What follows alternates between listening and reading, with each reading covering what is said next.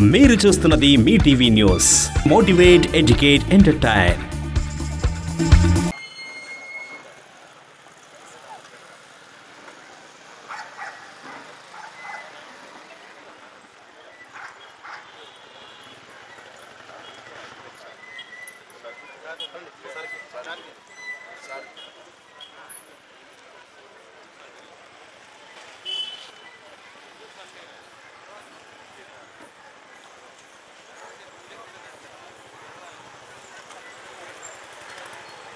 भारत माता की जय।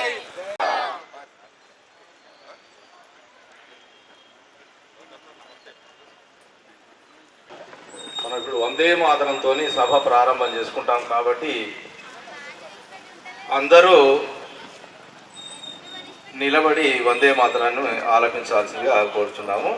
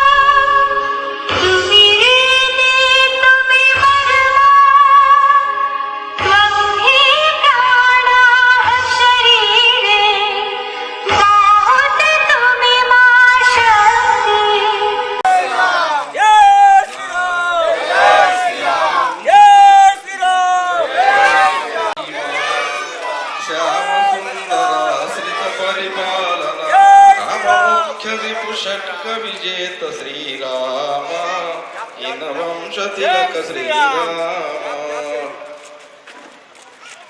స్వామివారిని స్వామి శ్రీ శ్రీ శ్రీ ఆహ్వానిస్తున్నాము. స్వామి మలయాళ స్వామి ఆశ్రమం షాదినగర్ గారు వేదిక మీదకి విచ్చేస్తున్నారు. సాదరంగా ఆహ్వానిస్తున్నాము. జై శ్రీరామ్, జై శ్రీరామ్, జై శ్రీరామ్, జై శ్రీరామ్.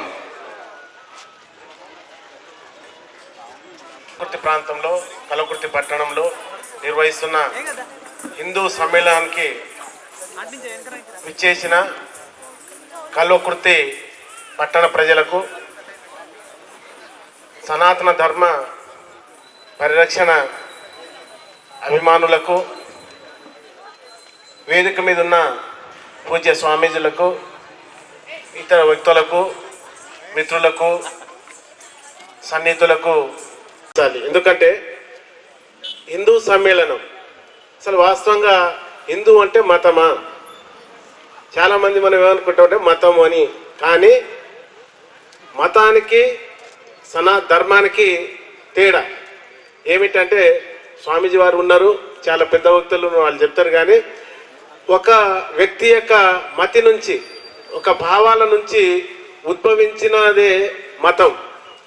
ఒక యొక్క యాదృచ్ఛిక భావాల నుంచి, తన మతి నుంచి ఉద్భవించేదాన్ని మతం అంటాం. అలాంటి మతాలు ఎన్నో ఉన్నాయి, మనకు తెలుసు. చాలా మతాలు, మహమ్మదీయ మతం కావచ్చు, క్రిస్టియన్ మతం కావచ్చు, బౌద్ధం, జైనం, ఇవన్నీ మతాలు అంటాం.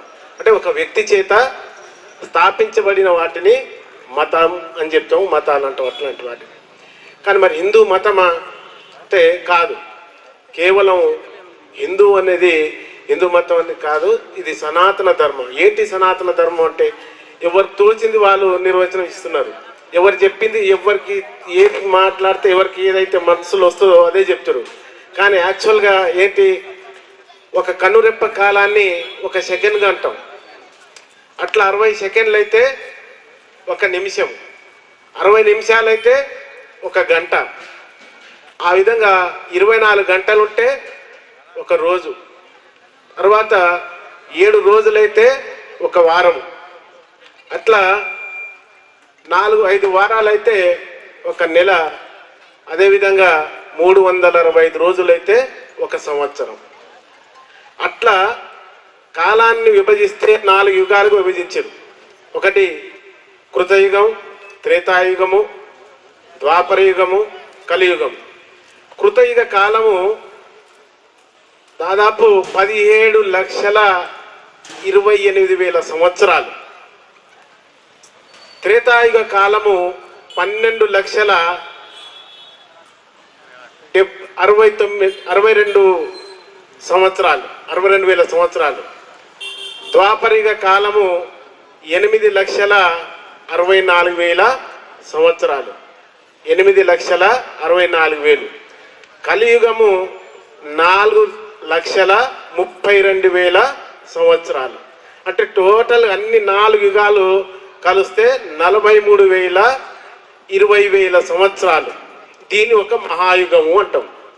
దీని ఒక మొత్తం ఎంత, 43,20,000 సంవత్సరాలను ఒక మహాయుగం అంటాం. అలాంటి మహాయుగాలు 71 కలిస్తే ఒక మన్వంతరం. ఒక మన్వంతరం దాదాపు 30,64,00,000 సంవత్సరాలైతే ఒక మన్వంతరం. దాన్ని పాలించేవారు ఒక మనువు. అంటే మానవుల యొక్క ఆది పురుషులు ఎవరైతే ఉంటే వాళ్ళను మనువు అంటాం. అట్లాంటి 14 మనువులైతే, మన్వంతరాలైతే ఒక కల్పం. అది బ్రహ్మదేవుడికి ఒక పగలు. అట్లా కాలాన్ని గణించుకుంటూ పోతే ఈ అనంతమైన కాలంలో దాదాపు ఇప్పుడు మనం అనంతమైన ఈ కాలంలో బ్రహ్మదేవునికి ఆయుస్సు 100 సంవత్సరాలు అనుకుంటే, ఒక రోజుకి అంటే ఆయనకు ఒక పగలికి ఒక కల్పం అని అంటే దాదాపు 14 మన్వంతరాలు. అట్లా ఎంత పురాణమైంది కావచ్చు అప్పటి నుంచి. అంటే ప్రతి యుగంలో, యుగం ఆరంభం ప్రతి 43 సంవత్సరాలు, 43,20,000 సంవత్సరాలకు యుగారంభమై 4 యుగాలు అయిపోతే ఇప్పటి నుంచి అనుకోవాలి దీన్ని ఆది అంతం. సనాతనం అంటే దీనికి అంతమనే లేదు. చాలా చాలా చాలా చాలా చాలా పురాతనమైనది. ఇది ధర్మం మాత్రమే. ఆనాటి నుంచి నేటి వరకు ఈ విధంగా ఆచరించుకుంటూ దాన్ని మనం సంస్కరించుకుంటూ ఇంకా దాన్ని మనం జనాలు ఏ విధంగా అయితే ప్రజలకు ఉపయోగపడుతుందో ఆ విధంగా దాన్ని మార్చుకుంటూ వెళ్ళిపోతున్నాం. కానీ దాని మౌలిక స్వరూపం మార్చే పరిస్థితి ఎప్పటికీ రాదు. ఉదాహరణకు మనం చూస్తే ఏంటి మరి ఎట్లా ఈ సనాతన ధర్మం అంటే ఏంది, ఏ విధంగా పాటించాలి ఏందనేది చాలా మందికి డౌట్ వస్తుంది. అంటే సనాతన ధర్మం తెలవాలంటే ఫస్ట్ వేదాలు. మరి వేదాలు తెలియదు మనకు. ఎందుకంటే 4 వేదాలను మొత్తం అన్ని శ్లోకాలను మనం చదివి అన్నీ ధారణ చేయాలంటే మన నాలెడ్జ్ సరిపోదు. అప్పుడు స్మృతి అంటే స్మృతి అంటే వేదాలను ఇంకా చాలా సులభంగా క్రోడీకరించి కొన్ని సామాన్య జనాలకు కూడా అర్థమయ్యేటట్టుగా ఉంటాయి అవి. ఉదాహరణకు యజ్ఞవన్కుని శృతి, తర్వాత త్రి శృతి అని చెప్పి ఒక మార్సులు ఎవరైతే దివ్య పురుషులు గొప్పవాళ్ళు దాన్ని క్రోడీకరించి సామాన్య జనానికి ఉపయోగపడే విధంగా వాళ్ళు తయారు చేసిన వాళ్ళ పేరు మీదుగా మనం పిలుస్తాం. అది కూడా రాదు. అలాంటప్పుడు పురాణం అంటే ఏంది? పురాణానికి చరిత్రకు తేడా. చరిత్ర అంటే ఉదాహరణకు ఒక వ్యక్తి లేదా ఒక రాజ్యము ఇన్ని సంవత్సరాలు ఉన్నది, లేదా ఒక వ్యక్తి ఈ సంవత్సరంలో జన్మించి ఇన్ని సంవత్సరాలు జీవించిన కాలంలో తన జీవిత కాలంలో ఇన్ని విజయాలను సాధించిండు, లేదా అన్ని అపజయాలు పొంది, లేదా తన చేసిన కార్యక్రమాల గురించి చెప్తాం. అది దాన్ని ఏమంటుందని హిస్టరీ లేదా చరిత్ర. మరి పురాణం అంటే ఏంది? పురాణం అంటే ఒక వ్యక్తి యొక్క పూర్వజన్మలో తను చేసిన వాసనలు. ఉదాహరణకు మన చంద్రారెడ్డి సారు నా ముందు, ఆయన బాగా సంస్కృత పండితుడు. ఎందుకంటే నేను కలిసి పనిచేసిన వాడు తెలుసు నాకు. ఎంత సంస్కృతం అంటే మాకు అర్థమే కాకపోయేది కొన్నిసార్లు. అంటే కొంతమంది ఇంకా గొప్ప వాళ్ళు ఉంటారు. అలాంటి వ్యక్తులు ఎందుకు ఈ వాసనలు ఎక్కడి నుంచి వచ్చినాయి వాళ్ళకు అంటే, ఈ జన్మలో ఇంత గొప్ప పాండిత్యంగా వచ్చి, లేదా ఇంత పెద్ద హృదయ సంస్కారం ఏ విధంగా వచ్చిందంటే పూర్వజన్మలు ఏమన్నా ఉన్నరా వాళ్ళు అని. అంటే మీరు ఒకసారి మీరు భాగవతంలో చూస్తే భరతోపాఖ్యానం అని చదవండి, కొడితే వస్తుంది గూగుల్లో. భరతుడు అంటే ఈ భారతదేశానికి మొట్టమొదటి చక్రవర్తి ఎవరు? భరతుడు. శకుంతల దుష్యంతుల కుమారుడు భరతుడని. అయితే ఆ భరతుడు లాస్ట్ తను రాజ్యపాలన అయిపోయిన తర్వాత, తన వార్ధక్యం స్టేజ్ వచ్చిన తర్వాత తను ఆశ్రమ ధర్మానికి పాటించాలని చెప్పి అడవులకు వెళ్ళి తపస్సు చేసుకోవాలని చెప్పి పోతుంటే, అక్కడ ఒక లేడీ పైన ఆయన మనసు లగ్నం అవుతుంది. లగ్నం కావడం వల్ల తను చేసే తపస్సు మొత్తం అంటే ఏ విధంగా అంటే, తపస్సు చేస్తున్న కొద్దీ తపస్సు భంగం ఎంతసేపు అయినా ఆ లేడీని ఎవరైనా ఏదైనా క్రూరముఖం వచ్చి కబలిస్తుందో, ఆ లేడీని ఎవరైనా నెత్తుకెళ్తారో, ఇంకేం చేస్తుందని చెప్పి ఆ తపస్సు భంగం వల్ల ఏమవుతుందంటే, అట్లే తన చేసే జీవితం మొత్తం అట్లే ముగించి దేహం చాలించిన తర్వాత తిరిగి లేడీగా పుడతాడు ఆయన. తిరిగి అది మనకు ఆ భరతోపాఖ్యానంలో అది ఉంది. అంటే ఒక వ్యక్తి యొక్క పూర్వజన్మ సంస్కారం మీద తను వచ్చే జన్మం ఆధారపడి ఉంటుందని తెలియజేసేదే పురాణం. ఇదే పురాణానికి చరిత్రకు తేడా. ఆ తర్వాత పురాణం కూడా మనకు అంత ప్రవేశం లేదు. అలాంటప్పుడు దేని చూసుకోవాలి అంటే శిష్టాచారం. ఏమిటి శిష్టాచారం? వేదాలు కానీ శృతులు కానీ అదేవిధంగా పురాణాల గురించి మనకు తెలియకున్నప్పటికీ ఎవరన్నా బాగా తెలిసి పాటించే వ్యక్తులు ఉంటారు కదా, అలాంటి వ్యక్తులను అనుకరించి వారు చేసే పనులను అనుకరించి మనం చేయడమే దాన్ని శిష్టాచార ధర్మం అంటారు. అది కూడా మనకు అవకాశం లేదు, శిష్టాచారం కూడా లేదు.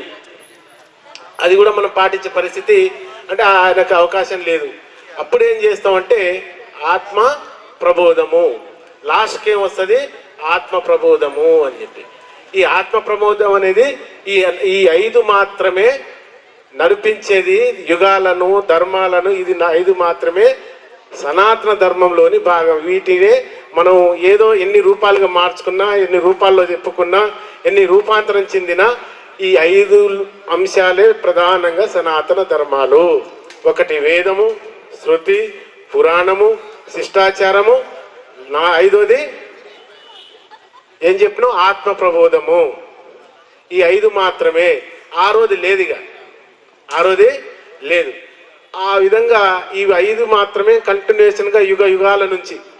మనం కృతయుగం చూస్తే కృతయుగంలో హిరణ్యాక్షుడు, తర్వాత మనం ప్రహ్లాద చరిత్రలో అక్కడ కూడా మంచి వాళ్ళు ఉన్నారు, చెడ్డ వాళ్ళు కూడా ఉన్నారు. కానీ అటు నుంచి చూస్తే మనం పురాణాల తర్వాత ద్వాపరయుగం, త్రేతాయుగంను చూస్తే శ్రీరాముని గురించి తెలుసు. శ్రీరాముడు దేవుడా అని చెప్పి చాలామంది కామెంట్స్ చేస్తుంటారు రకరకాలు. కానీ అంటే దేవుడు అంటే ఎక్కడో ఆకాశం నుంచి ఊడిపడేది కాదు. వాస్తవంగా తనకు దైవిక లక్షణాలు తన మనసులో ఉంటే, ఏదైతే నిజాయితీ, క్రమశిక్షణ, పద్ధతి, తర్వాత ఆ కారుణ్యము, సమాజం పట్ల బాధ్యత ఉండి తను జీవన విధానమే, తను జీవించే విధానమే ఒక సందేశంగా ఉన్నప్పుడు ప్రతి ఒక్కడు కూడా దేవుడే.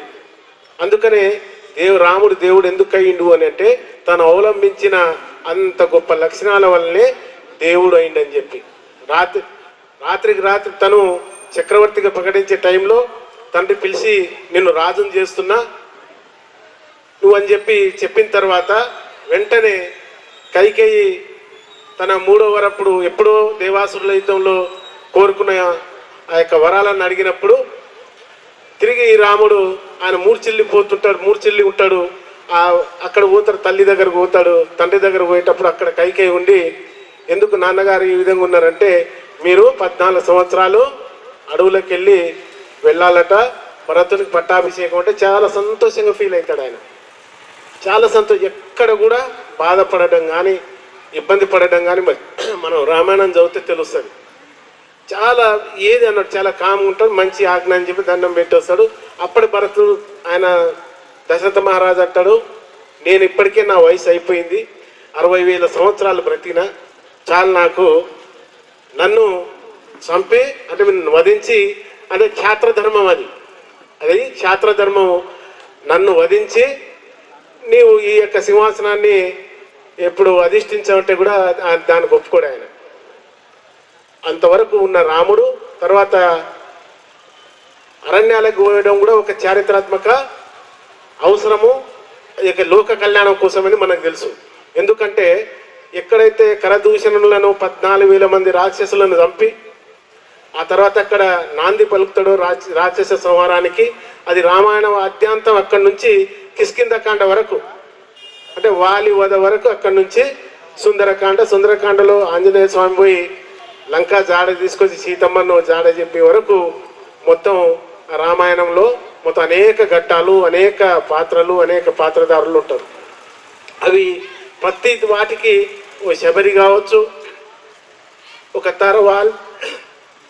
వాలి భార్య తార కావచ్చు, స్వయంప్రభ కావచ్చు, అంటే ఇక్కడ రామాయణంలో ఉన్న స్త్రీలు కూడా ఒక మండోదరి కావచ్చు, ఒక త్రిజట కావచ్చు, వీళ్ళు ఎంత గొప్ప పాత్ర వాళ్ళవి మా రామాయణంలో, ఎంత పురాణ స్త్రీలు వాళ్ళు.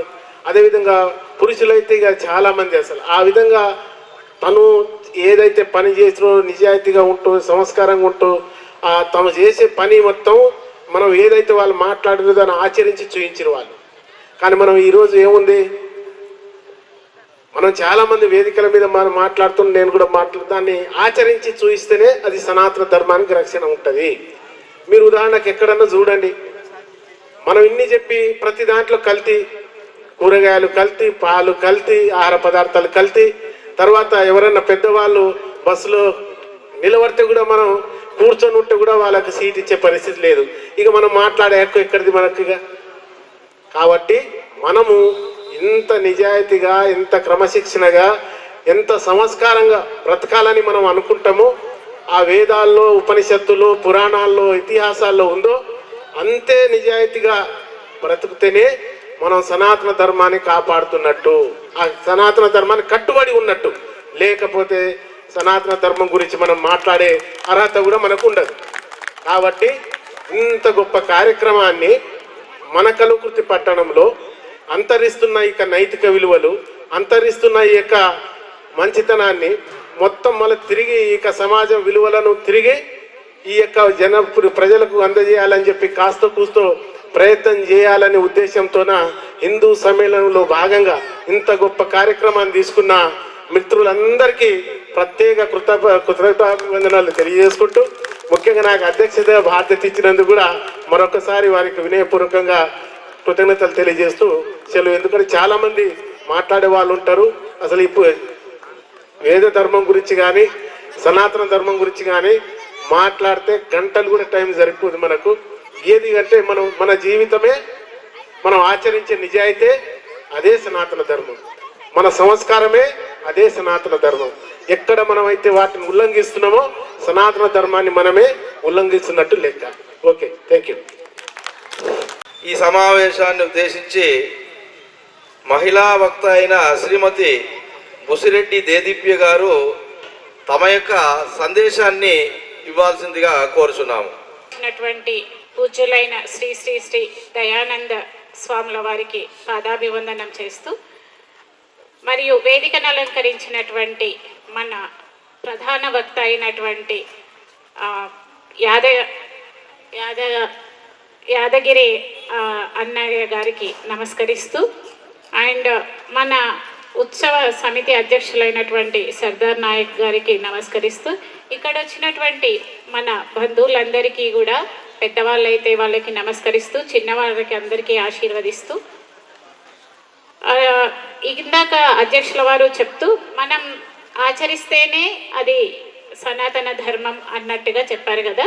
సో మనకి తెలిసినటువంటి శతయోజన శతపరిలంఘన అని ఆంజనేయ స్వామి శ్లోకం ఎట్లయితే పాడతామో, ఆంజనేయ స్వామి స్వయంగా స్వయం సేవక్ అయినటువంటి ఆయనను ఆదర్శంగా తీసుకొని మనకి శాలివాహన శకమైనటువంటి 1847 అంటే మన సంవత్సరాలలో చూస్తే 1925 సంవత్సరంలో డాక్టర్ మాననీయ హెడ్గేవార్జీ విజయదశమి రోజున కేవలం 14 మంది సేవకులతో స్వయం సేవకులతో శాఖా మాధ్యమం ద్వారా ఈ ఆర్ఎస్ఎస్ని స్థాపించి నేటికి మనకి 100 సంవత్సరాలు పూర్తయిన సందర్భంగా ఈ శతాబ్ది ఉత్సవాలలో భాగంగా మనం వివిధ ప్రాంతాలలో హిందూ సమ్మేళనం అనే పేరుతో మనం ఉత్సవాలు అనేది జరుపుకోవడం అనేది జరుగుతుంది. దీనిలో భాగంగానే మనకి పురుషులకు ఎట్లయితే ఆర్ఎస్ఎస్ రాష్ట్ర స్వయం సేవక్ సంఘ్ ఉందో, మహిళలకు కూడా రాష్ట్ర సేవికా సమితి అనేది 1936 సంవత్సరంలో ప్రారంభించబడింది. అది కూడా స్థాపించబడి 90 సంవత్సరాలు పూర్తవుతుంది. సో ఇక్కడ మనం చేసినటువంటి ఈ పని ద్వారా 100 సంవత్సరాలు విజయవంతంగా పూర్తి చేసుకున్నాం. మన భారతదేశాన్ని విశ్వగురు స్థానంలో నిలుపుకోవడానికి రకరకాల ప్రయత్నాలు చేశాము. మనం అనుకున్న ప్రయత్నము గత 20 సంవత్సరాల నుంచి జరుగుతూనే ఉంది. మన ప్రధానమంత్రి గారి ద్వారా మనం ఇప్పుడు అందరికీ కూడా మన భారతదేశం అంటే ఏంటి, విశ్వగురు స్థానంలో రావడానికి ఎంతో సమయం కూడా ఇంకా లేదు, చాలా తక్కువ సమయమే ఉంది. అంటే అర్థం ఏంటిది అంటే మళ్ళీ మనమేం చేయాలి, మనం సరే విశ్వగురు స్థానంలో అది ఉంటుంది, దానికోసం మనం అందరం కృషి చేస్తున్నాం, బాగుంది.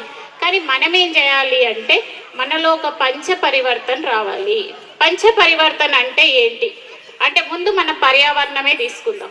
పర్యావరణం అంటే ఈనాడు ప్లాస్టిక్ వస్తువుల వాడకం కానీ లేకపోతే ఇవన్నీ ఎక్కువగా అవుతున్నాయి. అంటే మనం ఇక్కడ చూస్తే నాకు ఈరోజు మంచిగా అనిపించింది. చూడండి, పిల్లలు చక్కగా స్టీల్ బకెట్ స్టీల్ గ్లాస్ పట్టుకొని చక్కగా అందరికీ నీళ్ళు ఇస్తున్నారు.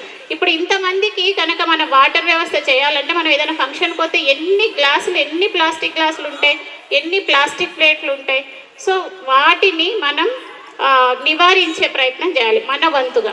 ఈ మధ్యకాలంలో మేము ఏదన్నా టీచర్స్ సంబంధించి కాంప్లెక్స్లోకి పోతే మేమైతే కొంతమంది ఎవరమైతే ఉన్నామో స్టీల్ ప్లేట్ గ్లాస్ కూడా మా సంచిలో వేసుకొనే పోతున్నాం. ఎందుకంటే నా వంతుగా నేను ఒక కృషి చేయాలి అంటే పర్యావరణాన్ని రక్షించే బాధ్యత మనందరి మీద ఉంది. అలాగే గో ఆధారిత సంబంధించిన వస్తువులు కొనుక్కోవడం,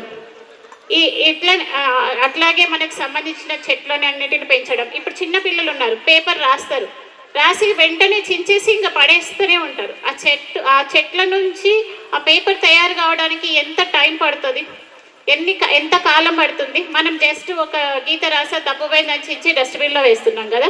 సో ఇలాంటివి జరగకుండా తల్లులమైన మనము కాస్త పిల్లలు ఏం చేస్తున్నారు, పిల్లలకు కూడా మనం చెప్పడం, ఇవన్నీ చేస్తే పర్యావరణాన్ని మన వంతుగా మనం రక్షించిన వాళ్ళం అవుతాం. ప్లెడ్జ్ చదువుతూ ఉంటారు, ఇక్కడ పిల్లలు కూడా ఉన్నారు కాబట్టి మనం ఏం చేస్తాము, రోజు స్కూల్లో ఏమని చదువుతాం, భారతదేశం నా మాతృభూమి, భారతీయులందరూ నా సహోదరులు, నేను నా దేశాన్ని ప్రేమిస్తున్నాను అని అంటాం, అవునా? So India is my country, all Indians are my brothers and sister, I love my country అని చెప్తాం. మరి I love my country and అన్నప్పుడు భారతదేశం నా మాతృభూమి, మాతృ అంటేనే తల్లి స్థానంలో, మరి ఆ తల్లి స్థానంలో ఉన్నటువంటి మాతృభూమి మీద మనం ఏమేమి పనులు చేస్తున్నాం, ఎట్లా చేస్తున్నాం. మన ఇంట్లో అయితే అంత గలీజ్గా ఉంచుకుంటామా, ఎక్కడ పడితే అక్కడ ఉమ్మేస్తామా, ఉమ్మివేయం కదా.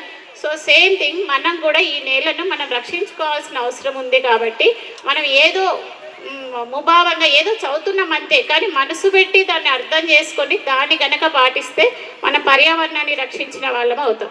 అలాగే సామాజిక సమరసత, సామాజిక సమరసత అంటే మనకి ఇంతకుముందే మనం అనుకున్నాం, గడప లోపలనే కులం, గడప దాడితే అందరం కూడా హిందువులం. ఇది బాగా గుర్తుంచుకోవాలి. కులము మతము ఇవన్నీ, కులం అనే పేరుతో మనకు అసలు ఆ వ్యవస్థనే లేదు. మనకి అంతా కూడా వర్ణ వ్యవస్థ ఉండేది. అంటే ఎవరు ఏ వృత్తి చేస్తే ఆ వృత్తి పరంగా వాళ్ళకి ఆ పేరు, అంతేగాని ఈ కులాలు ఇప్పుడు వచ్చిన తర్వాత నాది ఈ సంఘం నీది ఆ సంఘం అనేటటువంటివి ఎక్కువగా అయిపోయినాయి. కాబట్టి వనభోజనాలకు అట్లా వెళ్ళినప్పుడు అందరినీ కలుపుకొని సామూహిక వనభోజనాలకు వెళ్ళడం, అలాగే మనం స్వదేశీ వస్తువులను మాత్రమే తీసుకోవడం. అంటే స్వదేశీ వస్తువులను తీసుకోవాలంటే మాకు అది తెలియదండి, ఏవి స్వదేశో ఏ విదేశో అంటే మనల్ని అడిగితే చెప్తారు, మనకు తెలుసు కొన్ని వస్తువులు, అట్లనే తీసుకోవడం. మన వాళ్ళ దగ్గరే వస్తువులను కొనడం. అంటే సపోజ్ ఇప్పుడు మనం ఒక మార్కెట్కి వెళ్ళినాం, 100 రూపాయలకి 4 ఆపిల్ పండ్లు అని ఒకరు చెప్పారు అనుకో, మన వాళ్ళు ఎవరన్నా 100, పక్కోడు ఒక విధర్మీయుడు ఉండి 80 రూపాయలకి ఇస్తా 4 పండ్లు అంటే మనం ఏం చేస్తాం, 20 రూపాయలు మిగులుతాయి కదా అని వాళ్ళ దగ్గర కొంటాం. కానీ మనం ఒకటి ఆలోచించము, మనకి 20 రూపాయలు మిగులుతున్నాయని విధర్మీయుల దగ్గర కొంటున్నామే కానీ ఆ 80 రూపాయలు ఎవరికి ఇస్తున్నాము, విధర్మీయులకే ఇస్తున్నాం. మరి మన వాళ్ళు ఎప్పుడు కదా. కాబట్టి స్వదేశీ వస్తువులను కొనడం, స్వధర్మం ఎవరైతే పాటిస్తున్నామో అంటే మన హిందువుల దగ్గరే వస్తువులన్నిటిని తీసుకోవడం, మనకి మనం సహాయం చేసుకోవడం అనేది ఖచ్చితంగా జరగాలి. అండ్ ఇంకొకటి ఏంటిది అంటే పౌర నియమాలు. సాధారణంగా మనము మన హక్కులు బాధ్యతలు అని అంటాం కానీ యాక్చువల్గా మనకు హక్కులే లేవు, మనకు అన్ని కర్తవ్యాలే. అందుకే కౌసల్య సుప్రజారామ పూర్వ సంధ్య ప్రవర్తతే ఉత్తిష్ట నరశార్దూల కర్తవ్యం దైవమాన్వితం అంటాడు విశ్వామిత్రుడు. లేపేటప్పుడే కర్తవ్యం కర్తవ్యం. తల్లులు అంటుంటారు చాలామంది, మా పిల్లల్ని చదివిస్తున్నామండి, బాధ్యత అయిపోయింది, ఇంకా ఇప్పుడు నేను రామకృష్ణ అనుకుంటూ కూర్చుంటాము అని చెప్తారు. ఇంకా కొంతమంది పిల్లలు అయితే అసలు ఈ సమావేశానికి, ఇట్లాంటి సమావేశాల్లో ఖచ్చితంగా పిల్లల్ని తీసుకొని రావాలి. కానీ పిల్లలు ఏం చేస్తారు, ఇప్పుడే కదండి ఎగ్జామ్స్ అయిపోయాయి, కాస్త రెస్ట్ తీసుకుంటున్నారు అని ఒకరు, లేకపోతే ఐఐటి ప్రిపరేషన్లో ఉన్నారు. ఎక్కడి నుంచి ఐఐటి ప్రిపరేషన్ ఉంటుంది, 6th క్లాస్ నుంచి ఐఐటి ప్రిపరేషన్ ఉంటుంది అలా ఒకరు.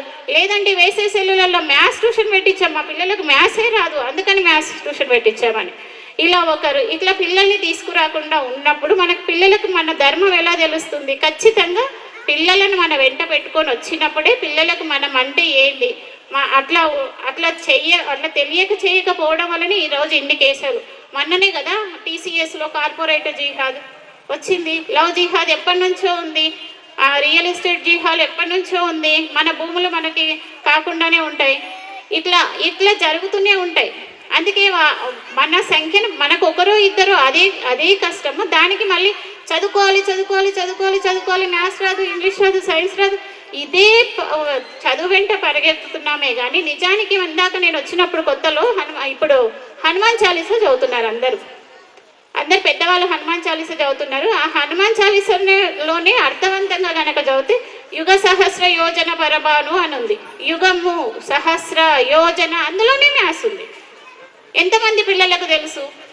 అందులోనే మ్యాథ్స్ ఉంది. యుగము అంటే దాదాపుగా 12,000 సంవత్సరాలు అని, దాదాపుగా సహస్ర అంటే 1000 సంవత్సరాలు అని, యోజన అంటే 8 మైళ్ళు అని. ఇవన్నీ చేస్తే మనకి ఏమవుతుంది? 9,60,00,000 మైళ్ళు అవుతుంది.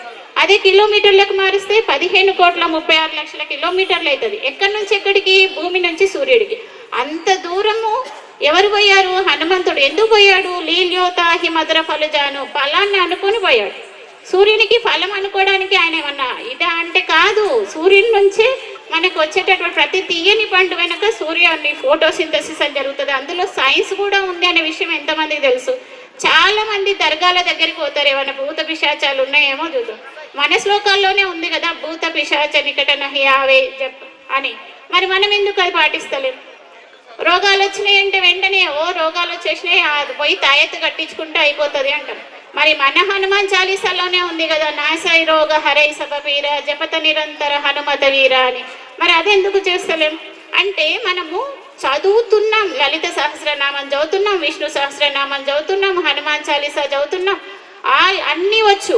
కానీ అర్థవంతంగా పిల్లల్ని కూర్చోబెట్టుకొని పిల్లలకి తెలిసేటట్టుగా ఈ శ్లోకం అర్థం ఇది అని చెప్తేనే వాళ్ళకి అర్థమవుతుంది. లేకపోతే ఈనాటి పిల్లలకి అవి అర్థం కావు. మన పిల్లలు ఎంత ఫాస్ట్ అంటే ఇట్లా చెప్పంగానే ఇలా అందుకుంటారు. నేను అంటాను పిల్లల తప్పు అస్సలు లేదు, తల్లులదే తప్పు. సీరియల్ చూడడానికి ఉపయోగించిన సమయం పిల్లలను ఇది కూసబెట్టుకోవడానికి ఉపయోగిస్తలేరు. ఇప్పటి నుంచి మనం ఉపవాసాలు ఉంటాం కదా, మంగళవారం అని, శనివారం అని, శుక్రవారం అని. ఇప్పటి నుంచి ఉపవాసం ఏది ఉండాలో తెలుసా? డిజిటల్ ఉపవాసం ఉండాలి. డిజిటల్ ఉపవాసం అంటే ఏంటో తెలుసా? మన చేతిలో ఉంది చూడండి సెల్ ఫోన్లు, అవన్నీ ఒకరోజు తీసి పక్కకు పెట్టాలి. అందరూ కుటుంబ సభ్యులు మొత్తం కూడా ఆ సెల్ ఫోన్లు తీసి పక్కన పెడితే అప్పుడు పిల్లలతో మాట్లాడడానికి వీలవుతుంది, పిల్లల విషయాలు తెలుసుకోవడానికి వీలవుతుంది, పిల్లలకి ఏమి ఇష్టమో అర్థమవుతుంది, పిల్లలు ఎక్కడ తిరుగుతుర్రో అర్థమవుతుంది, మనం ఏం చేయాలో అర్థమవుతుంది. ఆ రోజు మనం పెద్దవాళ్ళు కూడా టీవీ కూడా పెట్టుకోవద్దు, మొత్తం డిజిటల్ అన్నీ పక్కన పెట్టాలి. ఇప్పుడు చూడండి, ఆదివారం వస్తే క్రిస్టియన్స్ ఏం చేస్తారు? చక్కగా తయారై బుక్ పట్టుకొని చర్చిలోకి వెళ్ళి ఎన్నో గంటలు గడిపొస్తారు. మనం ఆదివారం వస్తే ఏం చేస్తాం? నాన్ వెజ్ ఐటమ్స్ తెచ్చుకొని చక్కగా తినేసి కాస్త రెస్ట్ తీసుకొని ఆ ప్రభావం మళ్ళీ నెక్స్ట్ దాంట్లో కూడా పడుతుంది, అవును కదా? కాబట్టి మనం కూడా కొన్ని విషయాలను మనం పాటిస్తేనే మనలో మార్పు అనేది జరుగుతుంది. ఇది పంచపరివర్తనలో భాగంగా ఇవి కూడా చేయాలి.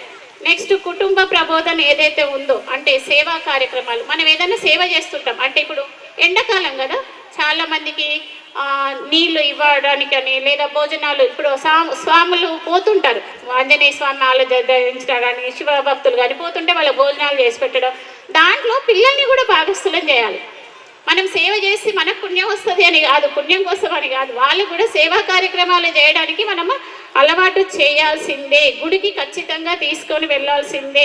మన ధర్మం అంటే ఏంటి, మనకేంటి, అసలు సింధూరం ఎందుకు ధరించాలి, బొట్టు ఎందుకు పెట్టుకోవాలి.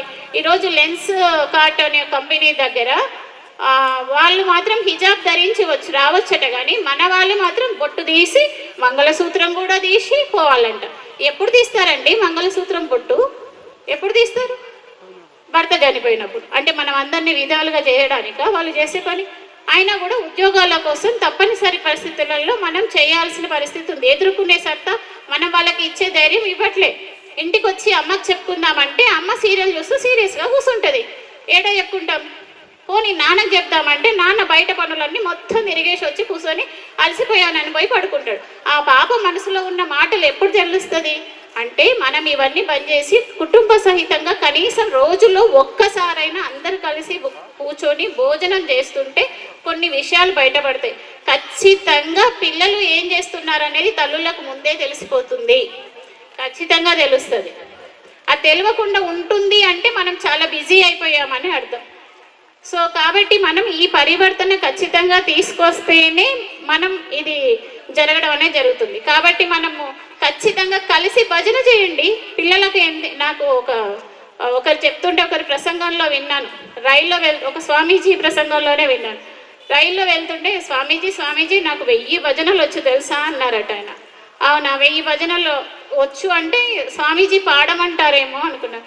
సరే 1000 భజనలు వచ్చు కదా, చాలా మంచి పని చేసావు. మరి నీ మనవడికి మనవరాలికి ఎన్ని భజనలు వచ్చు? 7 స్వామి, వాళ్ళకి టైమే ఉండదు నేను చెప్పడానికి, నాకు కూడా అంత తీరిక ఉండదు స్వామి, నేను బయటికి వెళ్ళిపోతాను. మరి ఎట్లా? భగవద్గీత ఎప్పుడు చదువుతున్నారు? ఎప్పుడు చచ్చిపోయినాక పెడతారు, వింటారా? చచ్చిపోయినాక భగవద్గీత పెడితే కదా. కాబట్టి భగవద్గీత శ్లోకము ఖచ్చితంగా రోజు ఒక శ్లోకం నేర్పించడం, రోజు అది చేయడం నేర్పించాలి ఖచ్చితంగా. ఇప్పటికీ మా ఇంట్లో అంటే ఇప్పుడు నేను స్వయం సేవికనే కాబట్టి మా ఇంట్లో భోజనం దగ్గర కూర్చున్నప్పుడు ఖచ్చితంగా అందరం కలిసే తింటాము. ఖచ్చితంగా భోజన మంత్రం చదివే తింటాం. అప్పుడు ఏం చేస్తాం? భోజనాన్ని వేస్ట్ చేస్తామా? భోజన మంత్రం చదివినామంటే అర్థమైంది భోజనం ఒక ప్రసాదంగా స్వీకరిస్తున్నామని కదా. మరి ఎందుకు వేస్ట్ చేస్తాం? చెయ్యం. ఆ అలవాటు మనం చేస్తలేం కాబట్టి వాళ్ళ ప్లేటు చూస్తే చెత్త కూరలన్నీ ఏరి పెట్టడం, లేకపోతే అది అట్టు పెట్టడం, ఇది ఇటు పెట్టడం, కరివేపాకు తినకపోవడం, మిరపకాయ తినకపోవడం. ఎందుకు? అవన్నీ వేసినాక అవన్నీ దాంట్లో కలుస్తాయి కదా, అన్నీ తినాలి కదా. అంటే మనం పిల్లలకి అలవాటు చేయడం లేదు, భోజన మంత్రం మనం చదవడం లేదు, వాళ్ళని చదివించడం లేదు. మనకు తెలియదా చదవాలని? తెలుసు కదా. కాబట్టి అందరం కలిసి కూర్చొని తినడం అనేది చేయాలి. పొదుపు పద్ధతిని కంపల్సరీగా పాటించాలి. అవసరమైతేనే ఒక వస్తువు కొనే ముందు ఈరోజు ఇప్పుడు కొందాం, ఇప్పుడు ఆర్డర్ పెడదాం అనుకునేటప్పటికి కొంచెం ఆగాలి. ఎందుకంటే ఈ మధ్య ఫోన్పేలు జీపేలు అయి టక్ టక్ టక్ టక్ అమౌంట్ కొట్టడం అనేది జరుగుతుంది, కానీ అది ఈజీగా పోతుంది కాబట్టి మనకు కూడా తెలుస్తలే. కాబట్టి ఒక 24 గంటలు ఆలోచించిన తర్వాత 24 గంటల తర్వాత అవసరమైతే మళ్ళీ కొనండి, కానీ 24 గంటలు ఆగండి ఒక వస్తువు కొనే ముందు. అప్పుడు మనకు అర్థమవుతుంది నిజంగా ఇది అవసరమా, నిజంగా ఇది కావాలా అనేది అర్థమవుతుంది. అప్పుడు నిజంగానే మనం పొదుపు పద్ధతిని అనేది పాటించడం జరుగుతుంది. కాబట్టి ఖచ్చితంగా మనం ఈ పనులు చేస్తూ ఈ పంచపరివర్తనను మనం మార్చుకుంటేనే మన దేశం విశ్వగురు స్థానంలో ఉంటుంది. కానీ విశ్వగురు స్థానంలో ఉన్నప్పుడు ఈ తేజస్వి హిందూ రాష్ట్రాన్ని చూడడానికి చాలామంది విదేశీయులు మన దేశానికి వచ్చినప్పుడు మన రోడ్లు, మన పద్ధతి, మన ప్రవర్తన ఇలా ఉంటే అరే ఏంది ఈ దేశం ఇలా ఉంది అని అనుకోకుండా ఉండాలి అంటే మనం ఈ పంచపరివర్తన చేయాలి. ఖచ్చితంగా పిల్లల చేత పక్క వాళ్ళను ఆంటీ అని పిలిపించడం మానేయండి. ఆంటీ ఎవరిని ఆంటీ అంటారు? బ్రిటిష్ వాడు ఆంటీ ఇంగ్లీష్లో వాళ్ళకు పదాలు తెలియదు కాబట్టి వాళ్ళకి పెద్దమ్మ తెలియదు, పిండి తెలియదు, ఎవరు తెలియదు, అత్త తెలియదు కాబట్టి అందరినీ ఆంటీ అంటాడు. మనకు తెలియదా? మనకు అత్త ఉన్నారు, పెద్దమ్మ ఉంది, పిన్ని ఉంది. పక్కింటోళ్ళను వయసులో పెద్దవాళ్ళు అయితే పెద్దమ్మ అని పిలిపించండి, లేదా చిన్న వాళ్ళైతే పిన్ని అని పిలిపించండి, పక్క వాళ్ళైతే అత్త అని పిలిపించండి. నేను మా శాఖకు వచ్చే వాళ్ళందరికీ నేను అత్తయ్యనే. ఎందుకు అత్తయ్యనంటే నేను అత్తనే, అంతే. అది ఆ బంధము, ఆ రిలేషన్ అది 100% ఏర్పడుతుంది. కాబట్టి ఖచ్చితంగా పిల్లలకు రిలేషన్షిప్ అలవాటు చేయండి. మన ఇంటికి వచ్చిన వాళ్ళ దగ్గర ఇంటికి వస్తుంటే ఎంబడే వీళ్ళు పోయి బెడ్రూమ్లో కూర్చుంటారు, ఇంకా పలకరించే అవసరమే లేదు అన్నట్టు. లేదు వచ్చి మేము చిన్నప్పుడు సంఘ కార్యకర్తలు వస్తే ప్రచారక జీవులు ఇట్లనే మా ఇంటికి వస్తే మేము ఎంత అలర్ట్గా ఉండేవాళ్ళం అంటే చేతికి గాజులు ఉన్నాయా, బొట్టు ఉందా, ఏ క్వశ్చన్స్ అడుగుతారు, ఏం అడుగుతారు అని. వాళ్ళు ఖచ్చితంగా సబ్జెక్టు గురించి ఏం చదువుతున్నావమ్మా, ఏ క్లాస్ చదువుతున్నావు అని సబ్జెక్టు గురించి ఖచ్చితంగా క్వశ్చన్స్ అడిగేవాళ్ళు. అట్లా మాకు ఇంకా కొంచెం నాలెడ్జ్ తెలిసేది. నిజంగా అట్లా ఉండడం అనేది నిజంగా మా అదృష్టం. అలా పుట్టి పెరిగినాం కాబట్టి ఈరోజు ఈ స్థితిలో హ్యాపీగా, ఆనందంగా, మంచిగా ఉండగలిగినాం. ఓకే, కాబట్టి మనమందరం కూడా అదే స్థితిలో ఉంటూ మన సనాతన ధర్మాన్ని పాటిస్తూ ముందుకు వెళ్దాం. హిందూ అనేది మతం కాదు, ఒక జీవన విధానం. ఆ జీవన విధానంలో ఇవన్నీ మార్పులు చేసుకుంటూ మనం ముందుకు వెళ్దాం. జై బోలో భారత్ మాతా కీ, జై బోలో భారత్ మాతా కీ, జై శ్రీరామ్. ధన్యవాదాలమ్మా. మరి పంచ పరివర్తనలో భాగంగా అనేక అంశాలను తెలియజేసినందుకు ప్రత్యేకమైనటువంటి ధన్యవాదాలు తెలియజేస్తున్నాం. ఇప్పుడు అతిథులకు శాలువాతో సన్మానించాల్సిందిగా కోరుచున్నాము.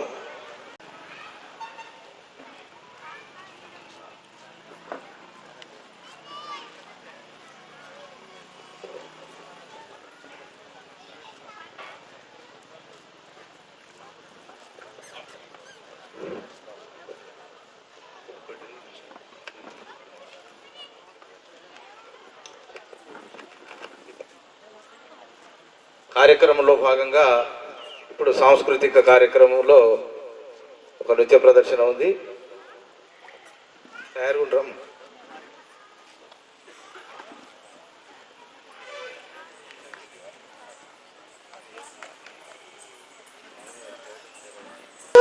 భాగ్యాద లక్ష్మీ బారమ్మ, భాగ్యాద లక్ష్మీ బారమ్మ, సౌభాగ్యాద లక్ష్మీ బారమ్మ, నమ్మమ్మని సౌభాగ్యాద లక్ష్మీ బారమ్మ, నమ్మమ్మని సౌభాగ్యాద లక్ష్మీ బారమ్మ, నమ్మమ్మని సౌభాగ్యాద లక్ష్మీ బారమ్మ.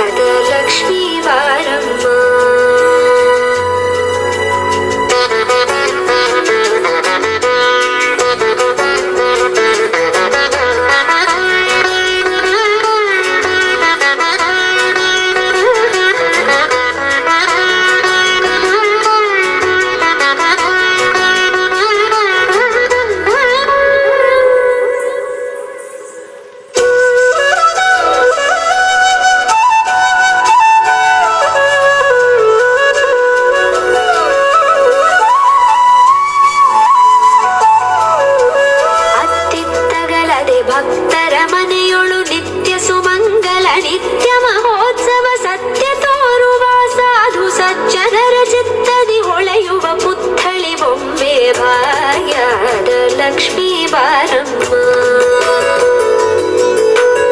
ಅತ್ತಿತ್ತಗಳದೆ ಭಕ್ತರ ಮನೆಯೊಳು ನಿತ್ಯ ಸುಮಂಗಲ ನಿತ್ಯ ಮಹೋತ್ಸವ ಸತ್ಯ ತೋರುವ ಸಾಧು ಸಜ್ಜನರ ಚಿತ್ತದಿ ಹೊಳೆಯುವ ಪುತ್ಥಳಿ ಬೊಂಬೆ ಭಾಗ್ಯದ ಲಕ್ಷ್ಮೀ ಬಾರಮ್ಮ.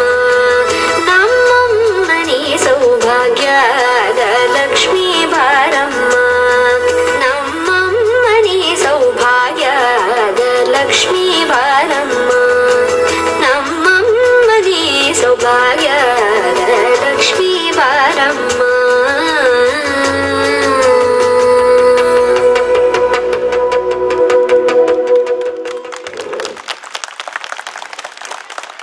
ఇది సనాతన ధర్మం అంటే. కాబట్టి ఎవరు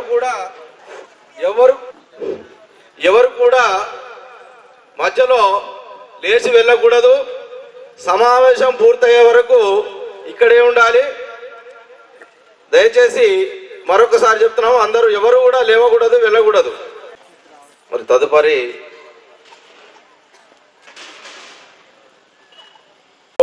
బ్రహ్మాదిభ్యో బ్రహ్మ విద్యా సంప్రదాయ కర్తృభ్యో వంశ ఋషుభ్యో మహభ్యో నమో గురుభ్యః. ఓం మంగళం గురుదేవాయ మహనీయ గుణాత్మనే సర్వలోక శరణ్యాయ సాధురూపాయ మంగళం. హరి ఓం తస్సత్. సర్వవ్యాపకమై అందరిలో నివసిస్తున్నటువంటి ప్రాణాధారుడైనటువంటి పరమాత్మునికి నమస్కరిస్తూ, సద్గురు మహర్షి మలయాళ స్వామి, పూజ్యమద్ గురుదేవులు, వేదిక మీద ఉన్న పెద్దలు, సభా ముందున్నటువంటి మహా గొప్పవాళ్ళే. అందరి లోపల దివ్యమైన ఒక శక్తి ఉంది. తల్లులకు తండ్రులకు నమస్కరిస్తూ, కేవలం యావత్ మన దేశమంతా కూడా చక్కటి కార్యక్రమాన్ని ఏర్పాటు చేసడం జరిగింది, హిందూ సమ్మేళనము అని. ఒక సంవత్సరం కాదు, 2 సంవత్సరాలు కాదు, 100 సంవత్సరాలు నిండిన తర్వాత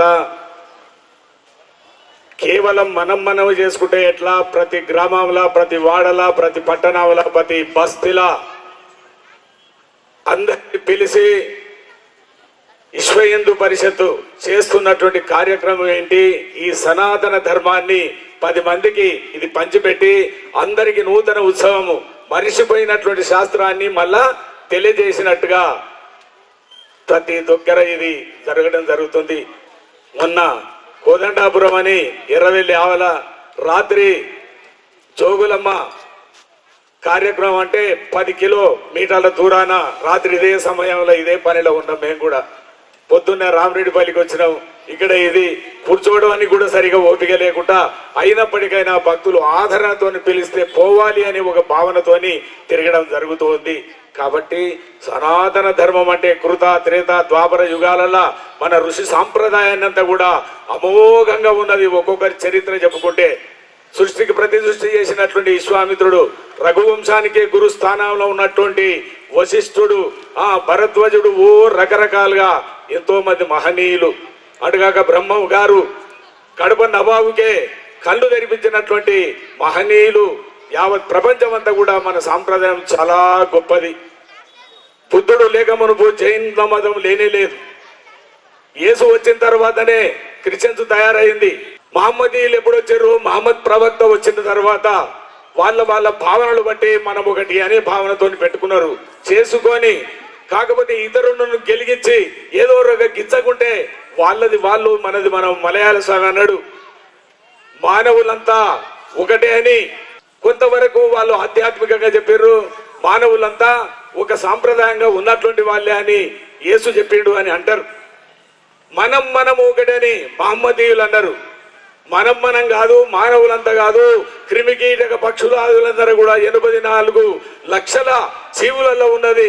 పుట్టల, చెట్టుల, రాయిల, రప్పల, నీరుల, యావత్ ప్రపంచం అంతా నిండి ఉన్నది మా హిందుత్వము అని మహనీయులు మలయాళ స్వామి చెప్పిండు. కాబట్టి కేవలం చాలా చాలా చాలా గొప్పనైనటువంటి ఈ దానిలో నీవు నేను అది కలిసి ఉంటే కలదు సుఖం. ఎవరో ఏదో ఒకటి చేస్తున్నారని మనమందులో వీళ్ళందులో వాళ్ళందులో ఈ ఆర్ఎస్ఎస్ఏ లేకపోతే, దానికి సంబంధమైనటువంటి సంస్థలే మేము అని అనకపోతే ఇప్పటికే అక్కడికి వెళ్ళి ఇక్కడ బాంబులు పడు సగం దూరాన చూస్తూనే ఉన్నాం. అనవసరంగా గయ్యాలు పెట్టి యావత్తునందరూ కూడా పరిశాన్ చేయడానికి ప్రయత్నం చేస్తూనే ఉన్నారు. అయినప్పటికైనా నేను ఒక పార్టీ విషయం మాట్లాడతలేను. పైన మోదీ ఉన్నంత వరకు చేయవలసిన పనులను చేసి గట్టిగా బార్డర్ మీద మన దేశానికి రెండు కళ్ళు అని పెద్దలు చెప్తుంటారు. ఒకటి బార్డర్రా రాత్రి పగలనుకుంటా గుట్టలల్లా టెంట్లు వేసుకొని యావత్తును కాపాడడానికి లోపలికి ఎవరిని రానియకుండా ద్వారం కాడ ఉన్నట్టు ఆర్మీ ఒకటి. ఇక చోటా బోటా ఇక్కడ అక్కడ ఈ గుడికి ఆ గుడికి ఆ మతానికి ఈ మతానికి ఈ వంశానికి ఆ వస్తువులకు దీళ్లకు దాళ్లకు కీడు కలిగించేటువంటి వాళ్ళని కాపాడడానికి విశ్వ హిందూ పరిషత్తు ఒక కంకణం కట్టుకొని మనందరిని కూడా ముందుకు తీసుకుపోతూ పోయినటువంటి సనాతన ధర్మాన్ని మర్చిపోయి మాది ఇది మాది అది అని చెబుతూ ఉన్నటువంటి వాళ్లకు తెలియజేయడానికి సమ్మేళనం. ఎంతో మంది పెద్దలు భారతం చదివారు, భాగవతం చదివారు, ఇంకా కావలసిన రామాయణము. అందరి లోపల దివ్యమైన ఒక శక్తి ఉన్నది తెలుసు. మళ్ళా 10 మంది కలిసి దీన్ని బయట పెట్టడమే ఇది ఒక సంస్కారం. కాబట్టి వీలయ్యేంత వరకు శక్తి అంతయు నీలో గలదన్నా, లోన శక్తిని తెలిసి ధైర్యము జంది ఉండన్నా. నేను పాపిని నేను దుష్టుడని ఏలత పరితపింతువు, సర్వశక్తుల నిలయమైన ఆత్మనేనని నిశ్చయింపుము, శక్తి ఎంతయు నీలో గలదన్నా. అందరి లోపల దివ్యమైన ఒక శక్తి ఉన్నది. ఆ శక్తిని తట్టి లేపడమే చాలా గొప్ప. మహనీయులందరూ వివేకానందుడు ఒకప్పుడు చెప్తాడు, అరే మనం మామూలు వాళ్ళమేం కాదు అంత బాగానే గొప్ప అని ఒక చిన్న ఉపమానం అందరికీ తెలిసే ఉంటది. ఒక గొర్రెల గుంపుల ఒక పెద్ద పులి వచ్చి తిన్నది పండింది అన్ననే ఉన్నది, పోలేదు. రాత్రిపూట పొద్దుగాల ఆ గొల్ల ఆయన వచ్చి ఇక్కడక్కడ గోయ అంటే అది మేలుకైంది. ధన మరుగుతుంటే నిండు శూలాలతో ఉన్నది ఆ పులి. ఆ ఉరుకుతుంటే పిల్ల ఇక్కడ పడ్డది, తల్లేమో ఉరికిపోయింది. ఆ మేకలలోనే ఉన్నది ఈ పిల్ల కాబట్టి మేకలు ఎక్కడ పోతే అక్కడ పెరుగుతూ పెరుగుతూ పెరుగుతూ బాగానే ఇంత లోతు అయింది. పులి తీసుకుపోదామని విశ్వ ప్రయత్నం చేస్తున్నది తల్లిని, కానీ ఆ పిల్లను కుదురుతలేదు. మరి ఏం చేయాలి? ఒకసారి ఏటి గట్టన ఆ నీళ్ళ ఆవల పులి ఉంది, ఇక్కడ నీళ్లు తాగుతున్నాయి మేకలు. ఆ పులి పిల్లతో అంటున్నది, నువ్వు పులివి మేకవు కావు, నువ్వు ఇట్లా ఉరికితే కుదరదు, నన్ను చూసి నువ్వు ఎప్పుడు ఇట్లే ఉరుకుతున్నావు, నా స్వరూపాన్ని చూడు, ఆ నీళ్ళల్లా నీ స్వరూపాన్ని చూడు, నీకున్న సరకలు నాకున్నాయి, నాకున్న మీసాలు నీకున్నాయి, నాకున్నటువంటి శక్తి నీకున్నది, అక్కడికి వెళ్ళి వీడిరా అని చెప్పి బాగా ప్రయత్నం చేస్తే ఆ నీళ్ళలో చూసుకొని ఆ పులి పిల్ల మళ్ళా తల్లి దగ్గరికి వెళ్ళిందట. మనము కూడా ఒక శక్తి ఉన్నటువంటి వాళ్ళము, ఏమి తక్కువ లేదు. అందరి లోపల దివ్యమైన ఒక శక్తి ఉన్నది. ఆ శక్తి ఉన్నంత వరకు అందరి గొప్పతనమే. కాబట్టి అమ్మగారు ఏం తక్కువ గారు. చూడండి అక్కడ తెలంగాణ తల్లి ఏ రకంగా ఉన్నది, ఆమె పైన తోడుకొని నిలబడదు. ఆయనన్న మంచి అలంకరణతోని అమ్మగారు ఏ రకంగా ఉండాలనో ఆమె చూసి ఉండాలనే ఉద్దేశంతో పెట్టుకున్నారు. ఇక్కడైతే పెద్దగా ఏమి లేదు. హైదరాబాద్ లో అక్కడక్కడ తిరిగితే వాళ్ళు ఎక్కడి దేశపోళ్ళు ఏ దేశపోళ్ళు అంటూ మన దేశపోళ్ళే కనపడతారు. కాళ్ళకు మిట్టెలు లేవు, కళ్ళకు కాటిక ఉండదు, చీర కట్టరు, అందులో పువ్వులు ఉండవు, చేతికి గాజులు అన్ని తీసి పాడేసారు. మంచి లక్షణమైనటువంటి చీర కట్టుకోరు, రకరకాలుగా పిట్టుగా ఏదో వాటి అన్ని వేసుకొని ఏదో రకంగా పోతుంటే అది ఏ జాతికి చెందినట్టు మనం యోచన చేయాలి చెప్పండి. కాబట్టి వీలయ్యేంత వరకు మన సంస్కారాన్ని మన లక్షణాలను మనము కట్టు పొట్టు చుట్టూ ఇవన్నీ కూడా సరి చేసుకోవడానికే ఈ సంస్కారం ఉంది.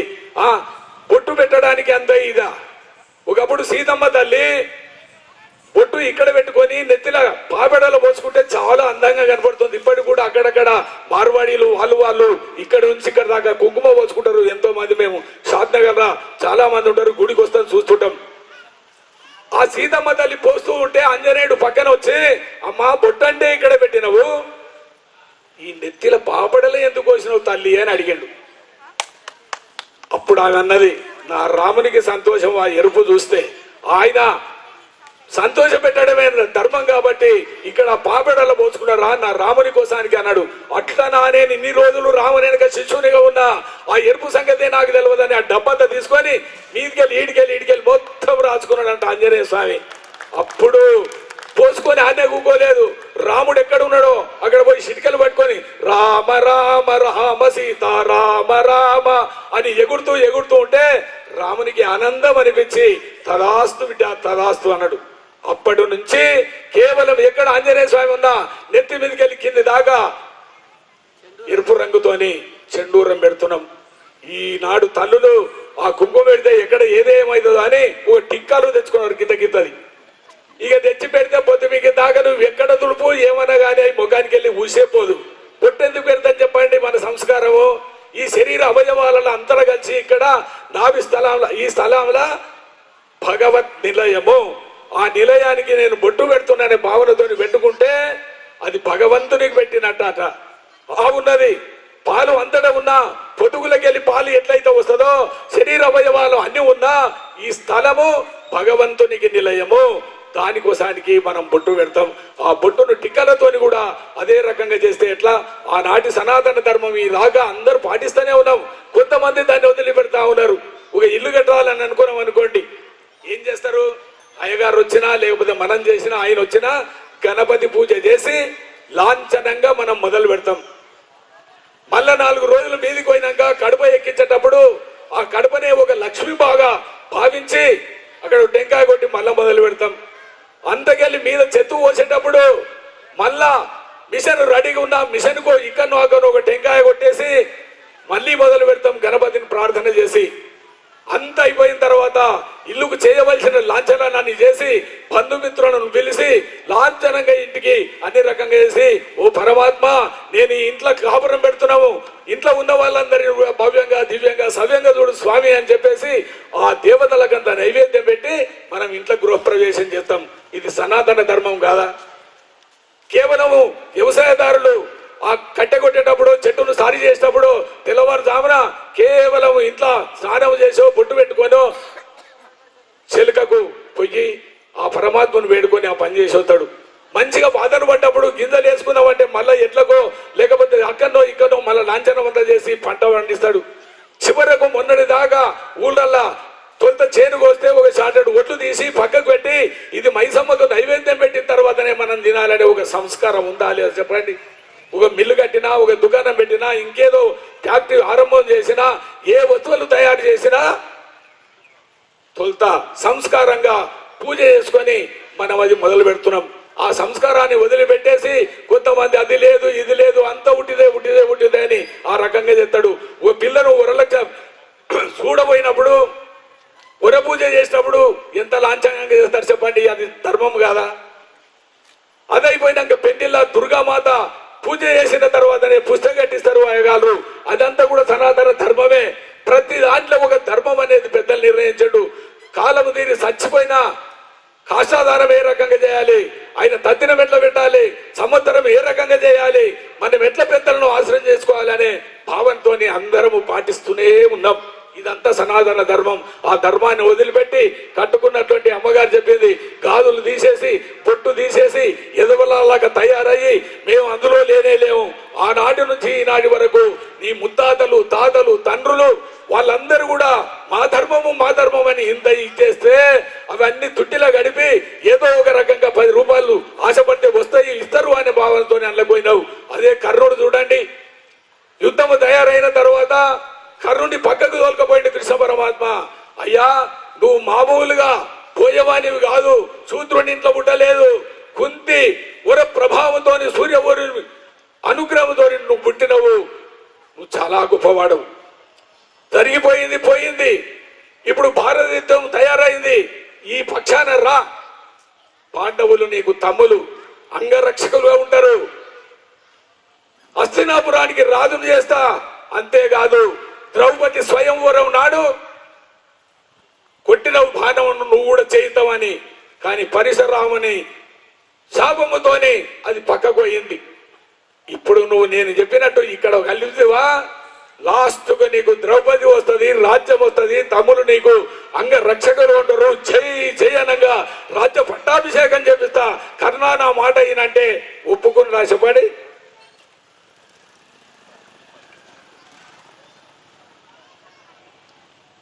ఏనాడైతే మాట ఇచ్చినో ఈ శరీరంలో రక్తము సుక్క బొత్తం అయిపోయేంత వరకు దుర్యోధని అంకితమే అని ఆనాడు మాట్లాడినా నా జీవితం అంతే ఉండని. గడిచిపోయింది నా తమ్ములైన పాండవులకు చెప్పకు, సరిపోయిందని మళ్ళీ మాట తీసుకొని చివరి దాకా అదే రకంగా కాలం గడిపాడు. ఇప్పటి నాయకులు నేను ఎవరినేమో అనడం కాదు, కానీ ఎర్రంతా ఎక్కడికి వెళ్ళి పైసలు ఎక్కువ వస్తాయి, ఎక్కడ పోతే రుబాబు తగ్గుతుంది అనే ఉద్దేశంతో ఇవాళ ఈ దండ బట్టి రేపు ఇంకో దండ పడతానే ఉన్నారు, చూస్తూనే ఉన్నాం మనమంతా. అది ఎంత అన్యాయం. ఆనాడు శల్యుడు ఒక్క మాటకు కట్టుబడి చివరకు ప్రాణం పోయిందాకా కౌరవుల దిక్కుడు పోరాడిండు. ఆ రాజనీతి మనం ఇంతో అంతో పెట్టుకుంటే చాలా మంచిదని చెప్పేసి పెద్దలు మనకు చెప్తున్నారు. కాబట్టి యదా యదా హి ధర్మస్య గ్లానిర్భవతి భారత అభ్యుస్థానమధర్మస్య తదాత్మానం సృజామ్యహం. ధర్మానికి ఎక్కడ హాని కలుగుతుందో అప్పుడు నన్నుగా నేనుగా సృష్టించి గ్యారంటీగా ఆ ధర్మాన్ని నిలపడానికి నేను కంకణం కట్టుకున్నాడు. పోనీ అంతవరకే కాదు, పరిత్రాణాయ సాధూనాం వినాశాయ చతుష్కృతాం ధర్మ సంస్థాపనార్థాయ సంభవామి యుగే యుగే. ప్రతి యుగంలా నేను ఒక సాధు రూపంతో వస్తా. సాధు అంటే గుడ్డలు కట్టుకున్నాడే కాదు, గుణవంతుడైనటువంటి గృహస్థ సేదవర్ణ సన్యాసిలాగా ఆనాడు భక్త తుకారాం ఉన్నాడు. ఎంత గొప్ప వాళ్ళంతా. ఇదే సమస్త రామదాసు చక్రవర్తి, శివాజీ చక్రవర్తి ఒకనాడు అందరూ కలిసి మొత్తం మీద మంచోని కూడా చెడ్డోడు ప్రతి తాన ఉంటాడు. 2 నిమిషాలను పూర్తి చేసుకుందాం. ఇంకా పెద్దలు ఉన్నారు, మాట్లాడే వాళ్ళు ఉన్నారు, సంస్కృత కార్యక్రమాలు ఉన్నాయి. మేము కూడా 5 రోజులైంది షాద్నగర్ ఆశ్రమాన్ని వదిలిపెట్టి బయటికి వెళ్ళి ఈ రోజన్నా ఆశ్రమానికి చేరుకుందాం అనుకున్నా. కాబట్టి కేవలము మహనీయులైనటువంటి వాళ్ళు ఎక్కడో చెప్తున్నా మనం మర్చిపోయింది. ఏం చెప్పినా చెప్పండి అమ్మా. శ్వేతవర్ణ సన్యాసులు తుకారాం, కబీర్ దాసు, తులసీదాసు వాళ్ళందరూ కూడా పెళ్లిళ్ళు అయిన వాళ్ళే. చాలా చాలా చాలా గొప్ప. ఒకప్పుడు ఈ భక్త తుకారామును చూస్తే అందరికీ వ్యతిరేకమే. ఎవరికి వ్యతిరేకము? ఈయన కోమడి కులంలో పుట్టేసి అందరూ సమానం అని అయినోని కానిన్నంత దేవాలయానికి దోలుకొచ్చి ఈ రకంగా చేస్తున్నారు. ఈయన ఏ రకంగానన్నా శివాజీ చక్రవర్తి ముందర తప్పు నిరూపణ చేసి వీన్ని కథం చేద్దాము, ఏదో రకంగా మళ్ళీ మనసులోకి రాకుండా చేద్దామని అందరూ పన్నాగం పండిరు. ఓ 10 మంది కలిసి రాత్రిపూట వచ్చి ఆ పాండురంగనే తీసుకుపోయి గుర్దపుండలో వేసి తెల్లారే వరకల్లా అయ్యా నిన్న అందరు కాని వాళ్ళంతా గుడిలోకి వచ్చిర్రు, పాండురంగానికి ఇష్టం లేక వెళ్ళిపోయిండు, రాండి రాండి రాండి అని అందరిని పిలిపించి ఆ తుకారామును మళ్ళా ఆయనను పిలిపించి శక్తి మీదేసిరు. అయ్యా ఈయన చేసిన పని ఇది ఇట్లా అని. రాజు కూడా వచ్చేసాడు శివాజీ అందరి ముందల. ఏమయ్యా ఏం కథ, నీ పాండురంగడు ఎక్కడ పోయిండు, ఏం సంగతి అంటే అనేకమైన ఆలాపన చేస్తే అందుకెళ్ళి వచ్చి మళ్ళీ యథావిధిగా గద్దె మీద కూకున్నాడు పాండురంగడు. ఇది అలా ఆటలు సాగలేదు పక్క వ్యతిరేకస్తులకు. అప్పుడు తెల్లోళ్ళు మన ఏరియాలో ఉన్నారు, శివాజీని పట్టుకుందామని సర్వ ప్రయత్నాలు చేస్తున్నారు. ఆ టైములా ఈడ పాండురంగడి గద్దె మీదకి రాగానే మళ్ళీ ఉరికిర్రు తెల్లోళ్లకు. అయ్యా శివాజీ చక్రవర్తి పలానా గుళ్ళె ఉన్నాడు, రాండి రాండి అని వచ్చేసి చూస్తే ఎక్కడ చూసినా మొత్తం సైన్యం అంతా వచ్చి నిండుగా ఉన్నది నన్ను పట్టుకోనికే. అప్పుడు శివాజీకి తెలిసింది, సచ్చినా బ్రతికినా నేను ఏమి ఊగోను, అయ్యేదేముంది, శౌర్యం తేజో ధృతిర్దాక్షం యుద్ధే చాత్య బలాయనం దానమీశ్వర భావచ్చ క్షాత్రం కర్మ స్వభావజం. క్షత్రియ ధర్మం ఏమిటి, దాన ధర్మాలు ఇవ్వాలి, ఖడ్గం వెనుకకు తిప్పి ఎనుచూపకూడదు, వీలయ్యేంత వరకు ముందుకే పోతాని బయటికి వెళ్తే శివాజీ ఆ రకంగా పోతుంటే తుకారాం చేయి పట్టుకుని నాయనా ఒకటి ఉండు, అనువు కాని చోట అధికులమన రాదు, అంతమంది ముందర ఎందుకు కురుకులాడతామని అలా నిలబెట్టి ఆ పాండురంగని స్మరణ చేస్తే ఆ పాండురంగడే స్వయంగా బయట 1-3 లెక్కన సైన్యమయ్యి మొత్తం తెల్లోళ్ళనంత పారదోలి తోలిండు, ఇక్కడ వీళ్ళకు తెలియదు. కాబట్టి ఆయన శౌర్యము ఏ దాంట్లో కూడా వెనుకకు జరగకుండా ముందుకు పోయినటువంటి మహనీయుడు. ఆనాడు ఆయన కూడా పాత్రధారి కాబట్టి ఏ వేదిక మీద చూసినా యానాలరా స్వామి వారిది పెట్టేషన్ జరిగింది. కాబట్టి అతో వా ప్రాప్యసే స్వర్గం చిత్వా వా భోక్షసే మహిం తస్మాదుత్తిష్టక ఉందేయ యుద్ధాయ కృత నిశ్చయ అని అర్జునుడికి కృష్ణుడు చెప్పాడు. ఓ అర్జున, అన్యాయాన్ని చక్రవర్తి సరి చేసుకోకపోతే స్వధర్మే నిధనం శ్రేయ పరధర్మో భయావహ. మామూలుగా నువ్వు చేసే ధర్మాన్ని నువ్వు వదిలిపెట్టి పక్క జరగకపోతే నీకు అపాయం కలిగితే అది లెక్కకు వస్తుంది. ఇలా నువ్వు సచ్చిన కూడా నీకు కీర్తి ఉంటది. కాబట్టి వీలయ్యేంత వరకు లేవు, యుద్ధం చేసేందుకే తయారుగా ధర్మము తప్పకని అర్జునుడిని ఉసికొల్పి ఆ యుద్ధానికి తయారు చేసినటువంటి అర్జునుడిని ముందు పెట్టుకొని గీతా సారమంతా మనం అప్పుడప్పుడు వింటుంటాం. కాబట్టి వీలయ్యేంత వరకు అందరూ గొప్పవాళ్ళే. ఇక్కడ ఉన్నోళ్ళు ఎవరు తక్కువ కాదు.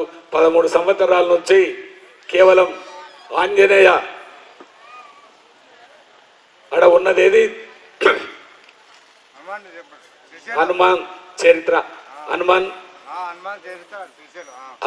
జయంతి మనం అక్కడ ప్రతి సంవత్సరం రావడం జరుగుతున్నది. చాలా మంది చూసారు, దానికి వస్తూనే ఉన్నాం. అయ్యింది పోయింది. ఆ వేదాంతం అదొక రకము, ఇక్కడ చేసేది ఇదో రకము. అయినా ఆంజనేయుడు అమోఘమైనటువంటి శక్తి సంపన్నుడు, చాలా గొప్పవాడు. ఆయన నమ్ముకున్నటువంటి వానికి వినాశనం లేదు, చేయవలసిందే. కాబట్టి సమయం చాలా చాలా చాలా ముఖ్యము. నేనేం లేదు, అప్పుడప్పుడు మా స్వామి చెప్తుండే, రామకృష్ణ దేవరాయలు పెద్ద సభ జరుపుతున్నాడంట. జరిపేటప్పుడు ఒకడు మామూలుగా ఒక పెద్ద పైల్మాన్ వచ్చిండు ఆ సభ. రాజా, నేను పక్క రాజులను వీళ్ళను వాళ్ళను ఎంత పెద్ద పైల్మాన్ అయినా కింద నూకినా సంతకాలు పెట్టించుకొచ్చినా నిన్నొక్కని గెలిచినట్టయితే యావత్తు నాకు బిరుదు వస్తుంది, కొట్లాడకు తోలుతావా సంతకం పెడతావా అని మీదకి పోతున్నాడు. ఏం చేయాలి? ఇద్దరు ముగ్గురు తోలిండు, అందరు ఓడిపోయారు. ఇంకెవ్వడికి తెలియడు, దిక్కులు చూస్తా ఉన్నాడు. ఏం చేయాలంటే అల్లూరు రామలింగే ఉన్నాడు, రాజబాబు లాగానే గాలికి ఇక్కడ అంటే అక్కడ పోతుంటాడు. ఆయన లేచి ఇక్కడ మీదికి పెట్టేసి మీసాలు దూకుంటా తొడగొట్టుకుంటా దోతి మీది కడుతున్నాడు. ఎందుకు? యుద్ధానికి. అందరు నవ్వుతున్నారంట, ఏమి రాయుడు పతంగిలాకి ఎక్కడ పోతాడో, ఆడు చూడు ఎట్లా ఉన్నాడు, ఏం చేస్తాడు అని అంటున్నాడు.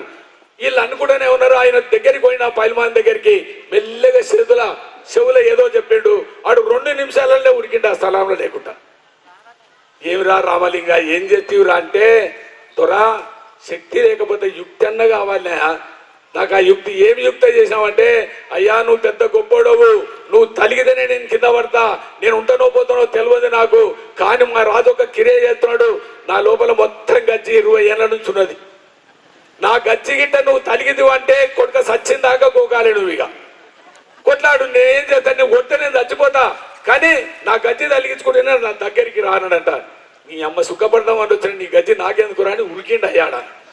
అంటే చాలా మనము అంత ఇది లేకుండా ఏదో ఒక రకంగా ఈ ధర్మ కార్యంలో అందరూ పాల్గొని తల్లులందరూ కూడా ఆనాడు సతీ అనసూజ, సతీ సావిత్రి, సతీ సుమతిదేవి వాళ్ళ చరిత్రలు ఎక్కడెక్కడ.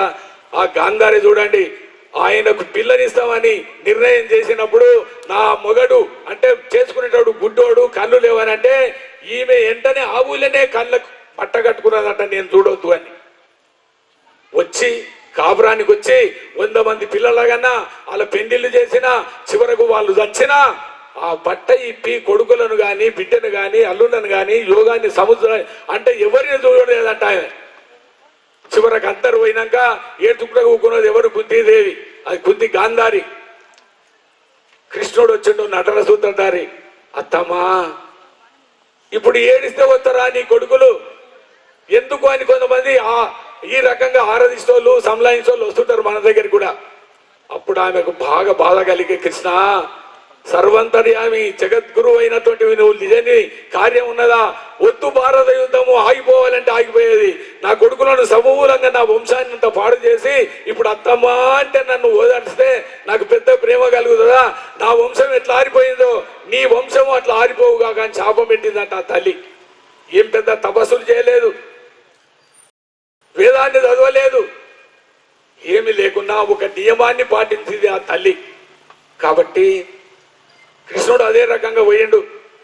ఇట్లా చరిత్ర ఎంతో మంది చంద్రమతి సీతమ్మ తల్లి వీళ్ళు వాళ్ళు మస్తుగా ఉన్నారు, కానీ నా సమయం పూర్తి చేసుకుందాం. హరి ఓం తస్సత్. జై గోపాలకృష్ణ భగవానకి జై శ్రీరామ్. జై జై శ్రీరామ్. శ్రీరామ్. బలో గోపాలకృష్ణ భగవానకి. అందరికీ నమస్కరిస్తూ మాకు సెలవిస్తే కూడా మెల్లగా లేచిపోతే ఏమనుకోకపోతే. స్వామివారు ఇప్పుడు వైయక్తిక గీతము చెన్నయ్య గారు ఆలపిస్తారు.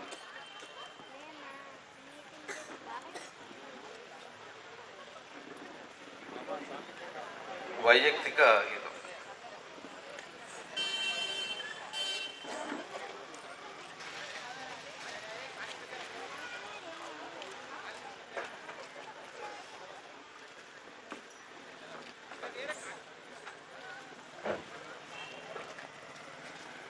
కొరకే అంకితం కోట్ల కొలదిగా హైందవేయులు సమర్పించే వందనం.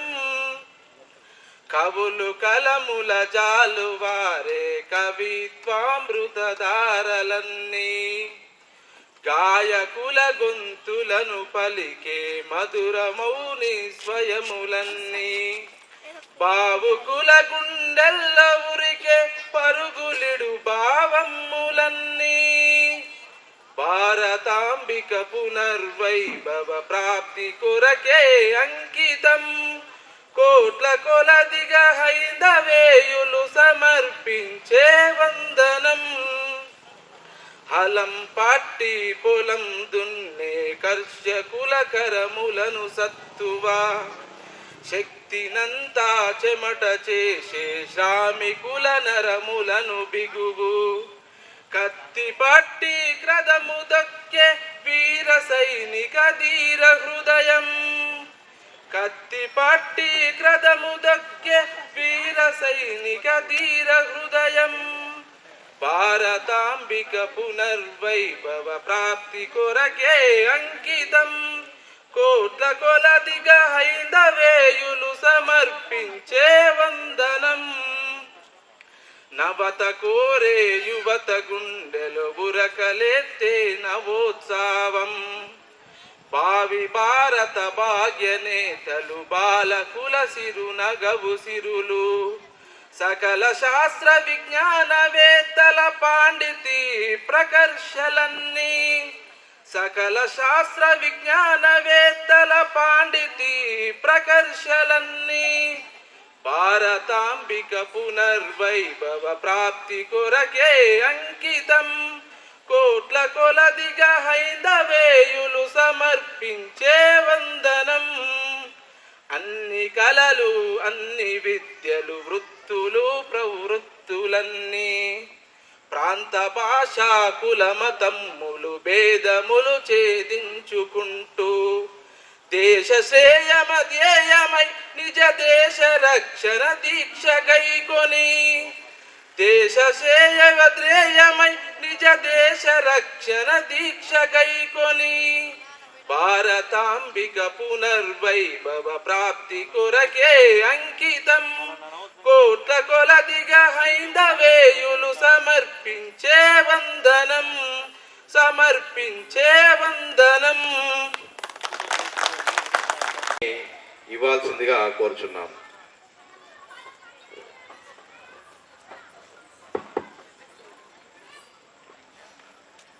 जय बोलो भारत माता की जय श्री राम श्री राम जय श्री राम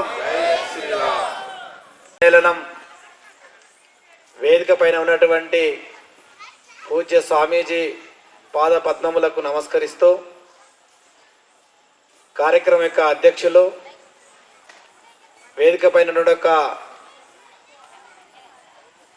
మహిళా మూర్తికి కార్యక్రమానికి విచ్చేసినటువంటి మాతృమూర్తులకి హిందూ బంధువులకి చిన్నారులకి అందరికీ రాష్ట్రీయ స్వయం సేవక సంఘం 100 సంవత్సరాల సందర్భంగా హిందూ సమాజము నిర్వహించుకుంటున్నటువంటి హిందూ సమ్మేళనం యొక్క శుభాకాంక్షలు తెలియజేస్తూ చాలా సమయం మనం తీసుకొని ఇక్కడ మనం కూర్చున్నాం ప్రశాంతంగా. ఈ 100 ఏళ్లలో ఈ బస్తీలో ఇట్లాంటి కార్యక్రమం జరగకపోయి ఉంటుంది. ఇంత ప్రశాంతంగా ఒక హిందుత్వం కోసం మనం ఇక్కడ కలిసాం. దానికి కారణం ఆర్ఎస్ఎస్. ఇక్కడ ఆర్ఎస్ఎస్ 100 ఏళ్ల సందర్భంగా మనం ఇక్కడ కలిసాం. అసలు ఆర్ఎస్ఎస్ ప్రారంభించకపోతే మనం కలిసే వాళ్ళమే కాదు, కలిపే వాళ్ళే కాదు. ఒకటి ఆర్ఎస్ఎస్ 1925లో ప్రారంభమైంది. 5 మందితో ప్రారంభమైంది. 5 మంది హై స్కూల్ విద్యార్థులతో ప్రారంభమైంది. ప్రారంభించిన ఒక వ్యక్తి డాక్టర్ కేశవరావు. ఈ వేదిక పైన ఇక్కడ ఉంటే ఒక ఫోటో ఈ చివర. వారు డాక్టర్ చదువుకున్నారు. డాక్టర్ చదివే రోజుల్లోనే వారికి క్యాంపస్ సెలక్షన్ వచ్చింది కలకత్తాలో. అయినప్పటికీ వారు వెళ్ళలే. వారి ప్రిన్సిపాల్ గారు చెప్పారు, నాకు క్యాంపస్ సెలక్షన్ వచ్చినందుకు చాలా ఆనందం, కానీ నేను డాక్టర్ చదివినటువంటి ప్రజలకు పట్టినటువంటి ఒక రోగాన్ని నయం చేయడానికి నేను డాక్టర్ చదువుకోలే. ఈ హిందూ సమాజానికి పట్టినటువంటి ఒక రోగాన్ని నయం చేయడానికి, నేను సమాజ సేవకు అంకితం కావడానికి నేను డాక్టర్ చదువుకున్నాను. కాబట్టి నేను ఆ ఉద్యోగానికి వెళ్ళను. ఆ ఉద్యోగాన్ని నేను సెలక్షన్ చేసినందుకు చాలా ధన్యవాదాలు అని చెప్పేసి ఆ ప్రిన్సిపాల్కి చెప్తాడు. వారు చదువుకునేటువంటి ఒక రోజుల్లోనే స్వతంత్రోద్యమం జరుగుతుంది. ఒకవైపు చదువు, ఇంకొక వైపు స్వతంత్ర పోరాటంలో పాల్గొనే ఒక విప్లవకారులకి సహాయకారిగా ఉండేటువంటి వారు. వారు కూడా సమయం దొరికినప్పుడు వెళ్ళి బాంబులు ఎలా తయారు చేయాలి, కత్తులు ఎలా తయారు చేయాలి, శత్రువులను ఎలా ముట్టడించాలి అనేటువంటి అనేక విషయాలను నేర్చుకున్నారు వారు. అప్పుడున్న సమయం అలాంటిది.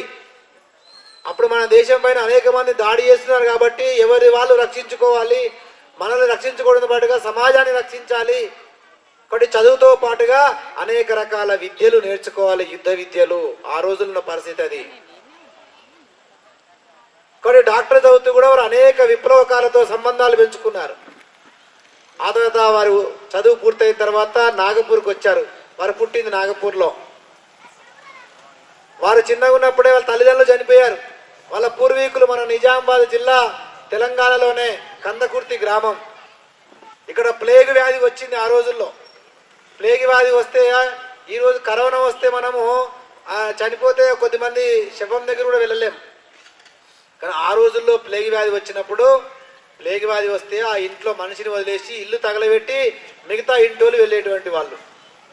అంత భయంకరమైన ఒక ప్లేగ్ వ్యాధి వచ్చినప్పుడు అక్కడ కందకుర్తి గోదావరి నదీ తీరం, త్రివేణి సంగమం, గోదావరి, మంజీరా, హరిద్ర 3 నదుల యొక్క సంగమం మన తెలంగాణలో. ఆ యొక్క నాసిక్ నుంచి ఒక గోదావరి తెలంగాణలో ప్రవేశించే ఒక స్థలంలో మన యొక్క డాక్టర్జీ యొక్క పూర్వీకులు పుట్టారు. ఆ యొక్క ప్లేగ్ వ్యాధి వచ్చినప్పుడు వాళ్ళ పూర్వీకులు నాగపూర్కి వెళ్ళారు, మహారాష్ట్రకి. అక్కడ కూడా ప్లేగ్ వ్యాధి వచ్చింది. కానీ ప్లేగ్ వ్యాధి వస్తే ఎవరు వాళ్ళ శవాలను తగలబెట్టే వాళ్ళు లేరు, దహన సంస్కారాలు చేసేవాళ్ళు లేరు. కానీ డాక్టర్జీ ఆ యొక్క కేశవరావు యొక్క తల్లిదండ్రులు ఇద్దరు అనేక వందల వేల మంది శవాలను దహన సంస్కారాలు చేశారు. ఆ దహన సంస్కారాలు చేస్తూ చేస్తూ వాళ్ళకు కూడా ఆ యొక్క ప్లేగ్ వ్యాధి సోకింది. తల్లిదండ్రులు ఇద్దరు ఒకే రోజు చనిపోయారు. చిన్న బాలుడు అప్పుడు కేశవరావు. బంధువుల దగ్గర ఉండి చదువుకున్నాడు, వాళ్ళ వదిన దగ్గర ఉండి చదువుకున్నాడు. అతనికి డాక్టర్ చదివి వచ్చిన తర్వాత కూడా అతనికి సరిగా బట్టలు లేవు. ఆయనకు ఒక కోటు ఉంది, ఆ కోటు వెనకాల చినిగిపోయిన బట్టలు ఉంటాయి. అంత బీదరికంలో ఆయన ఈ రాష్ట్రీయ స్వయం సేవక సంఘం ప్రారంభించారు. అంటే సామాన్యమైనటువంటి ఒక వ్యక్తే ఒక అసాధారణమైన ఒక పని చేయగలుగుతాడు. కానీ 1925 కంటే ముందు దేశంలో పరిస్థితి ఎట్లా ఉండే అంటే, దేశానికి స్వతంత్ర పోరాటం జరుగుతుంది.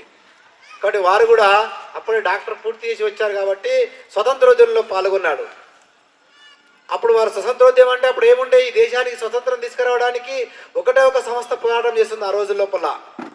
అప్పుడు కాంగ్రెస్ అనే ఒక సంస్థ స్థాపించి ఉన్నది అప్పటికే. కాబట్టి వారు కాంగ్రెస్లో జాయిన్ అయినారు. కాంగ్రెస్లో వారికి all India youth president post ఇచ్చారు. యువజన నాయకుడు మొత్తం దేశానికి. దేశం మొత్తం తిరుగుతూ కొన్ని వేల సభలు నిర్వహించాడు. అనేక మందిని స్వతంత్రోద్యమంలో పాల్గొనేట్టు చేశాడు.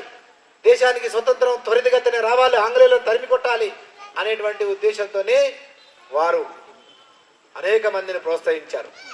ఒక సభలో ఇప్పుడు మన సభ ప్రారంభించుకున్నాం, పూర్తి వందే మాతరంతో ప్రారంభించుకున్నాం. చిన్న వందే మాతరం కాదు, స్కూళ్ళల్లో అప్పుడప్పుడు ఇంతకుముందు చదివేటువంటి వాళ్ళు చిన్న వందే మాతరం. మనం ఇప్పుడు పెద్ద వందే మాతరం చదివాం. ఆ రోజుల్లో స్వతంత్రోద్యమం అంటే పెద్ద వందే మాతరంతో ప్రారంభమైనటువంటిది. కానీ ఒక సభలో వందే మాతరం పాడొద్దు అని చెప్పారు.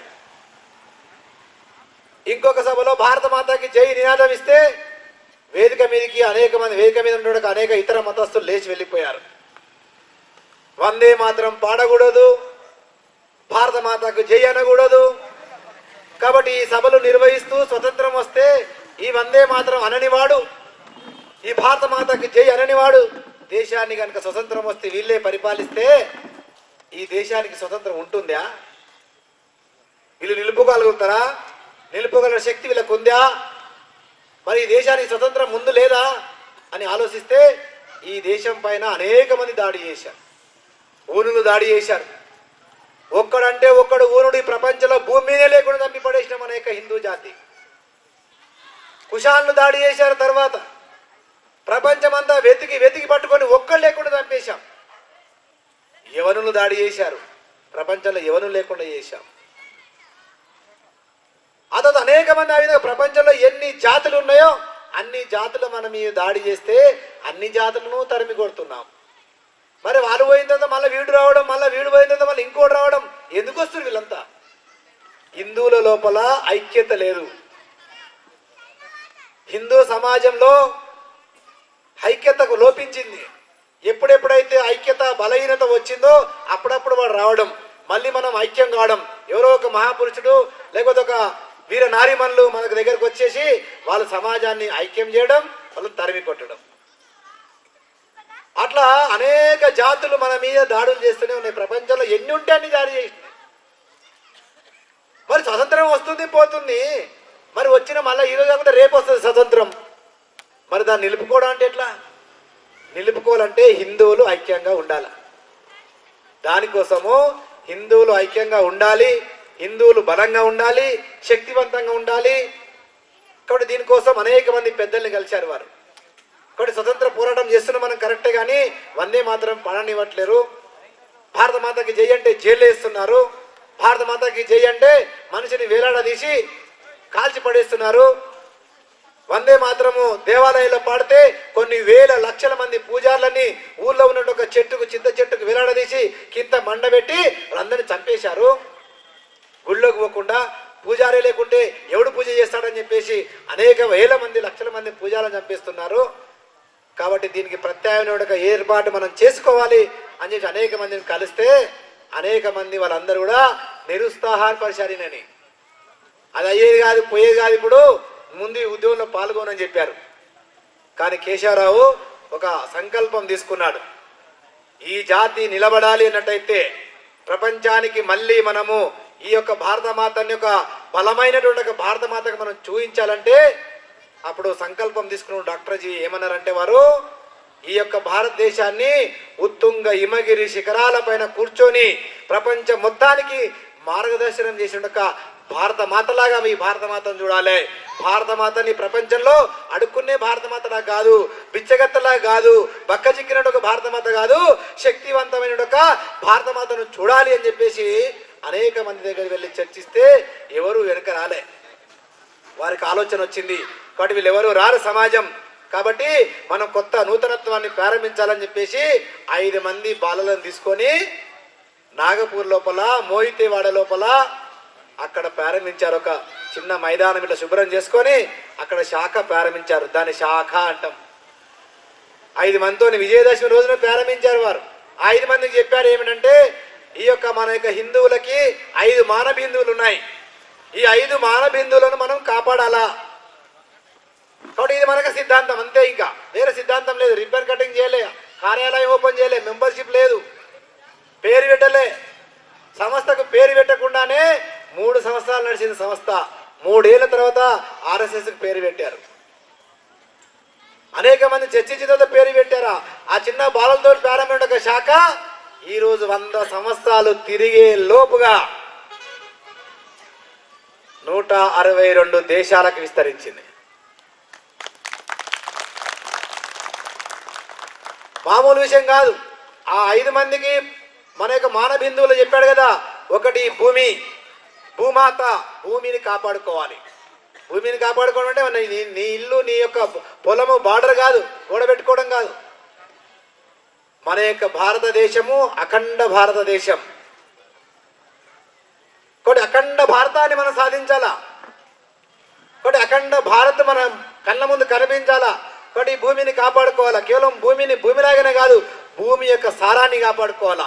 భూమిని కలుషితం చేయకూడదు. భూమిని సేంద్రియ వ్యవసాయం చేయాలి, గో ఆధారిత వ్యవసాయం చేయాలి. కాబట్టి భూమిని రక్షించుకోవాలి. ఈ భూమిని అందుకే భరతుడు ఏమన్నాడు, ఈ భూమిని మామూలు భూమి అనలే. ఎవరు వచ్చినా భరతుని దగ్గరికి ఈ భూమిని మొక్కి ఈ భూమి నా మాత అనేవారు. అందుకే ప్రజలందరూ అనుకునే వాళ్ళు, అరే ఈ భూమిని తిట్టొద్దురా, తిడితే భరతునికి కోపం వస్తుంది. భరతునికి ఎందుకు కోపం వస్తుంది? ఈ భూమిని ఏమని భావిస్తున్నాయన? మాతగా భావిస్తున్నాడు. ఎవరైనా వస్తే ఈ భూమిని మొక్కి ఈ భూమి నా మాత అన్నాడు. ఈ భూమిని ఎవరి మాత? భరతుని మాత. అందుకే మనం ఏమంటున్నాం ఇప్పుడు? భారత మాత అంటున్నాం.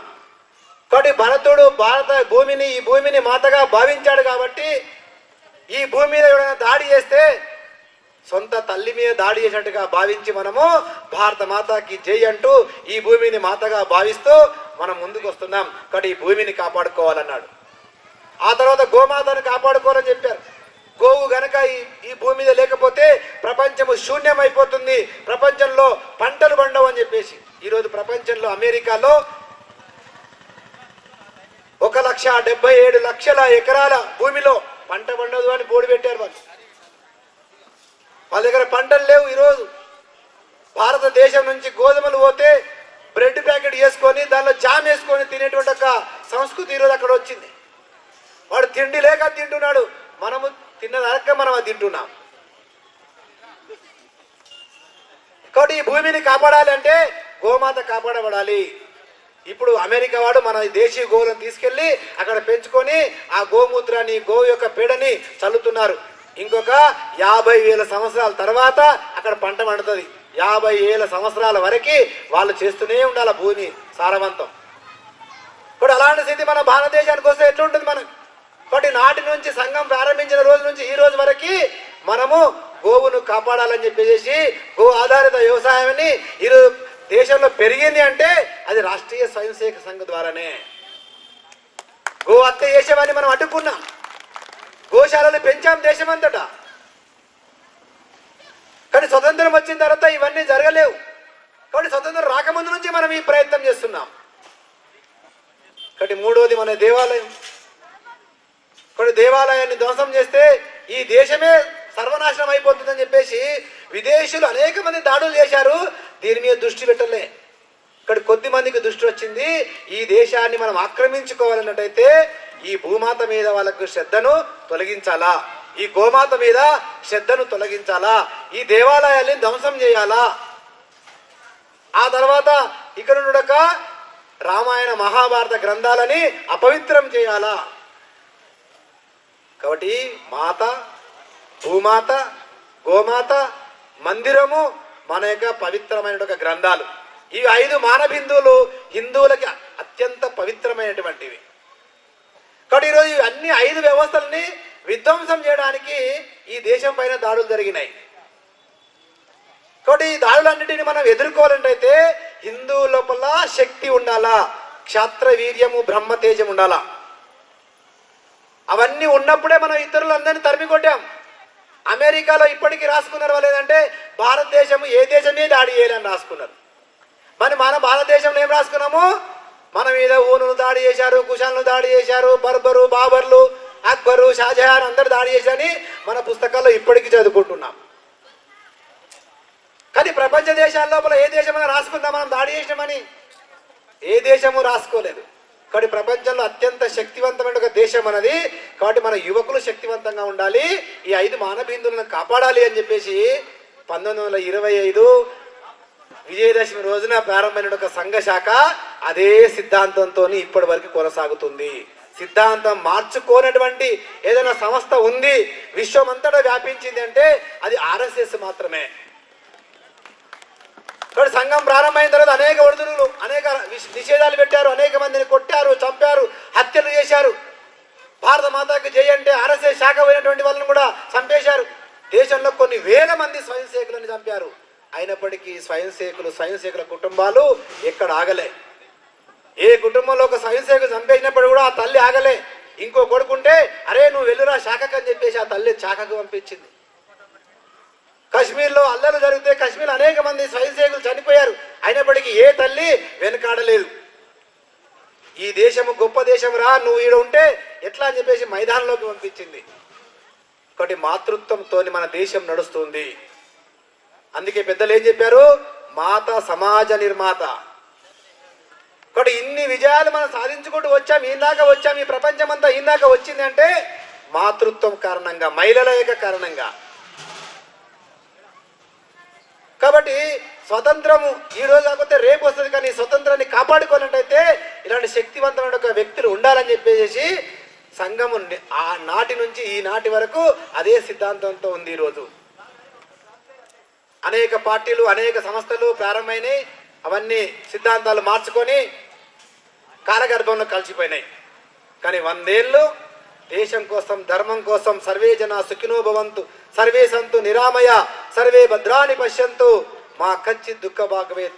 ప్రపంచం మొత్తం సుఖంగా ఉండాలి, ప్రపంచమంతా హాయిగా నిద్రపోవాలి, ప్రపంచమంతా ఇక్కడ బాంబులు పేలకూడదు అన్నట్టయితే ఈ దేశంలో హిందువులు శక్తివంతం కావాలి. ప్రపంచంలో ఉన్న హిందువులందరూ కూడా ఐక్యంగా ఉండాలి.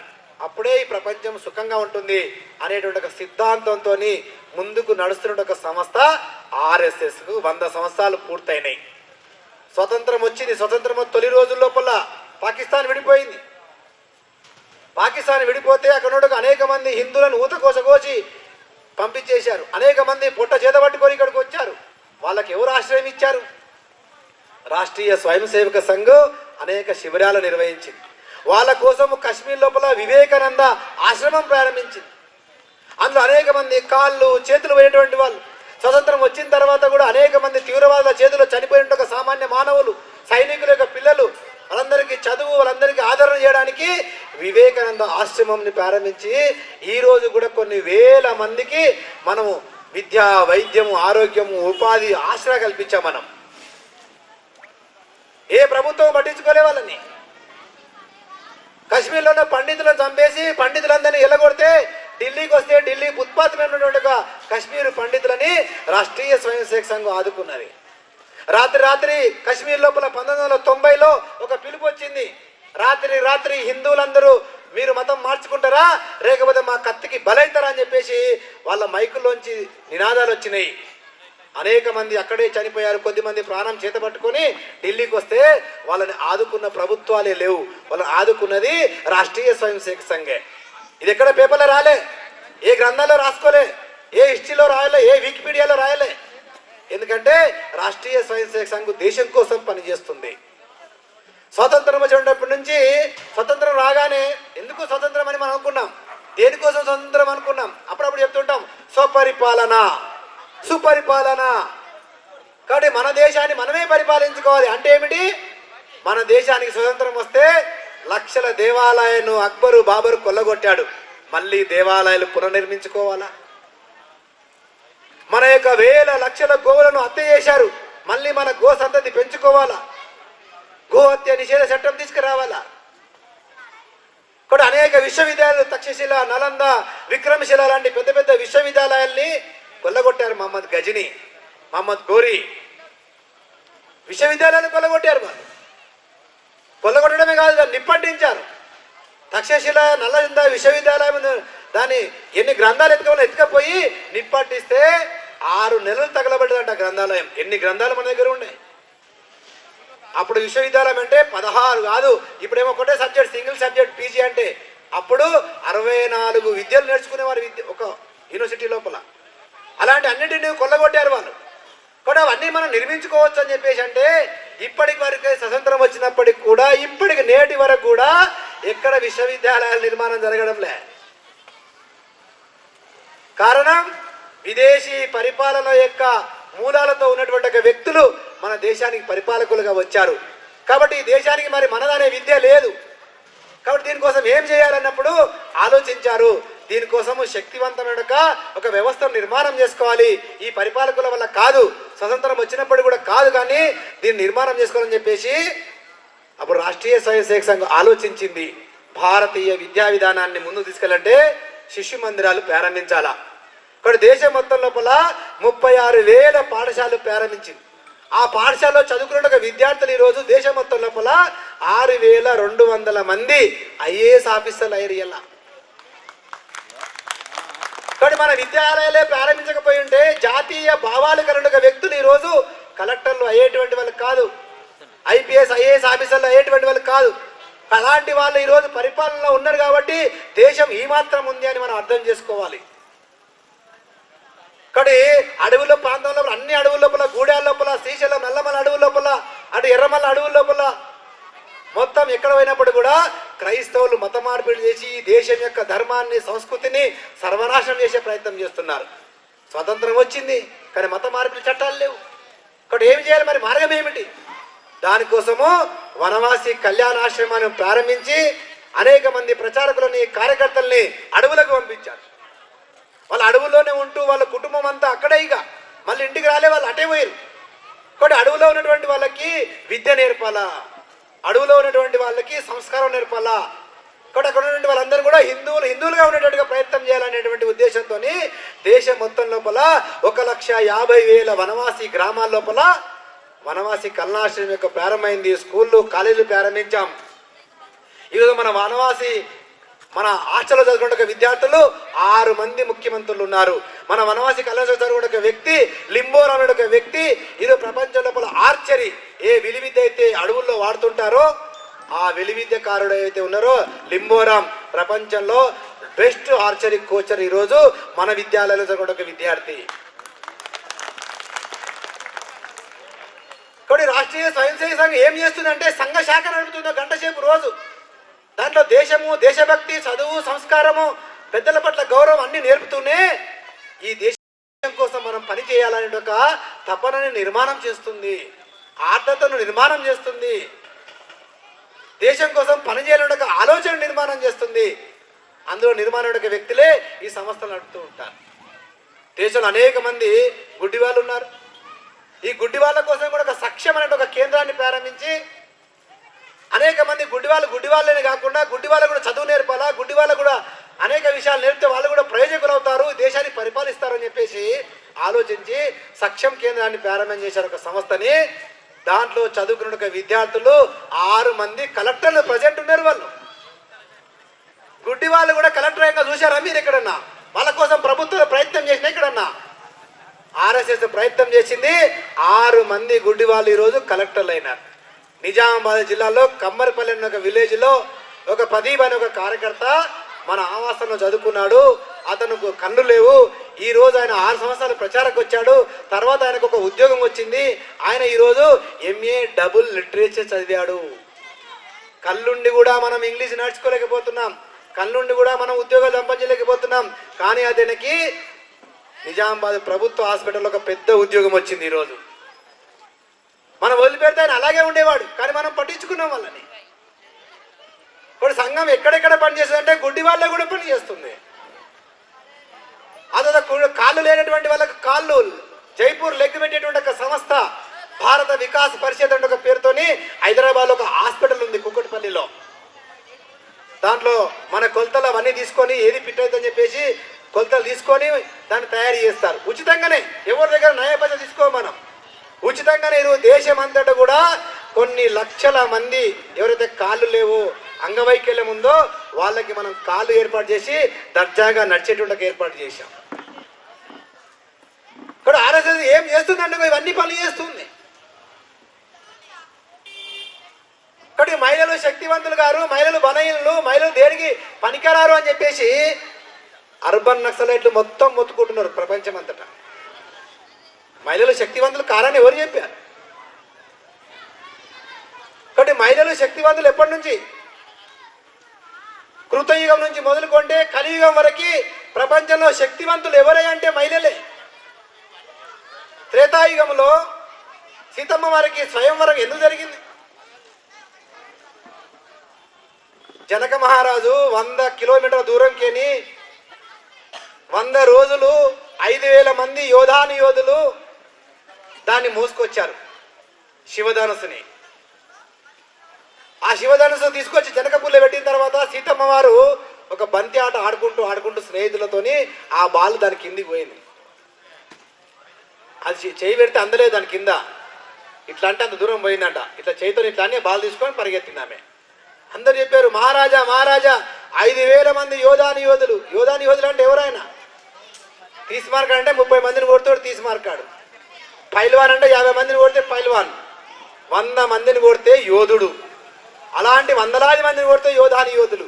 అట్లాంటి 5,000 మంది యోధులు మోసుకొచ్చినటువంటి ఒక శివధనుసుని సీతమ్మ వారు ఇట్లా అంటే అది 2 మీటర్ల దూరం పోయిందట.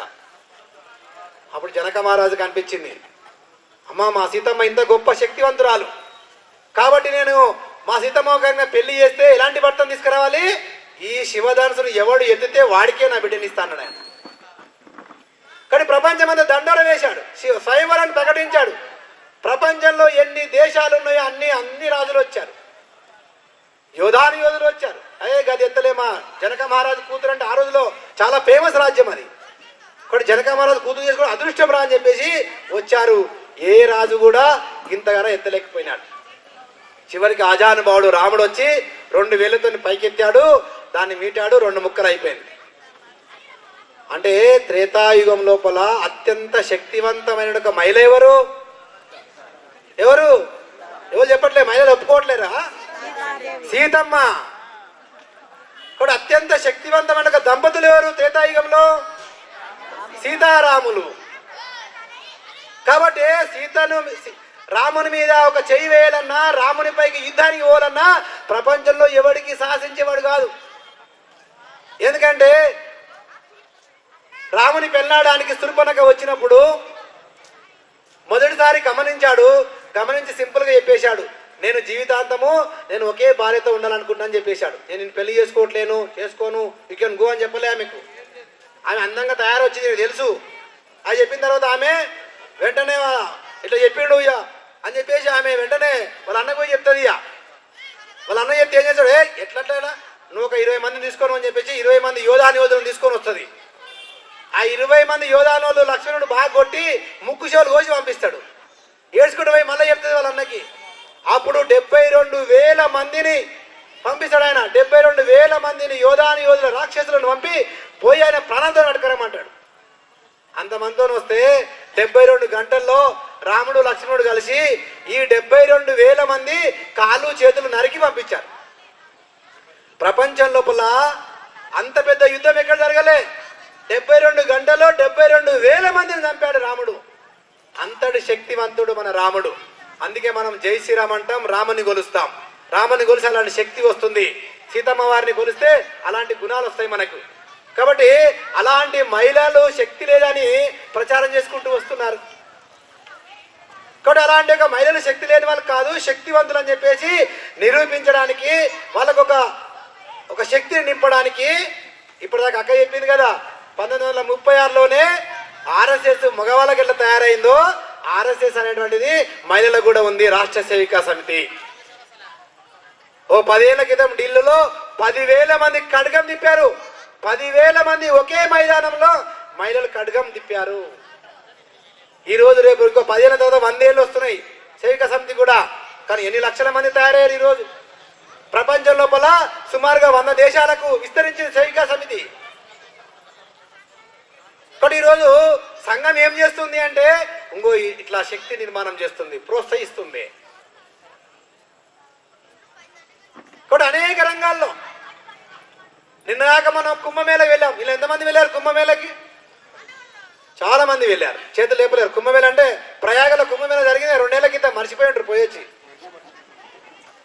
కానీ కుంభమేళ ఎవరు ప్రారంభించారు? స్వాతంత్రం కంటే ముందు 500 సంవత్సరాల క్రితము కుంభమేళ జరగలే. ఎందుకు జరగలే? బాబరు వాళ్ళందరూ దాడుల కారణంగా ఏ స్వామీజీ వాళ్ళ యొక్క మఠాలకే పరిమితం అయిపోయినారు. ఎందుకంటే చంపేస్తారేమో అని భయంతో.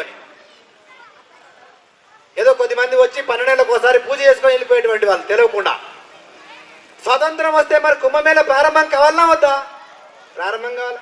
1952లో కొద్దిమంది స్వామీజీలు ప్రభుత్వాన్ని అడిగారు, నిర్వహించలే.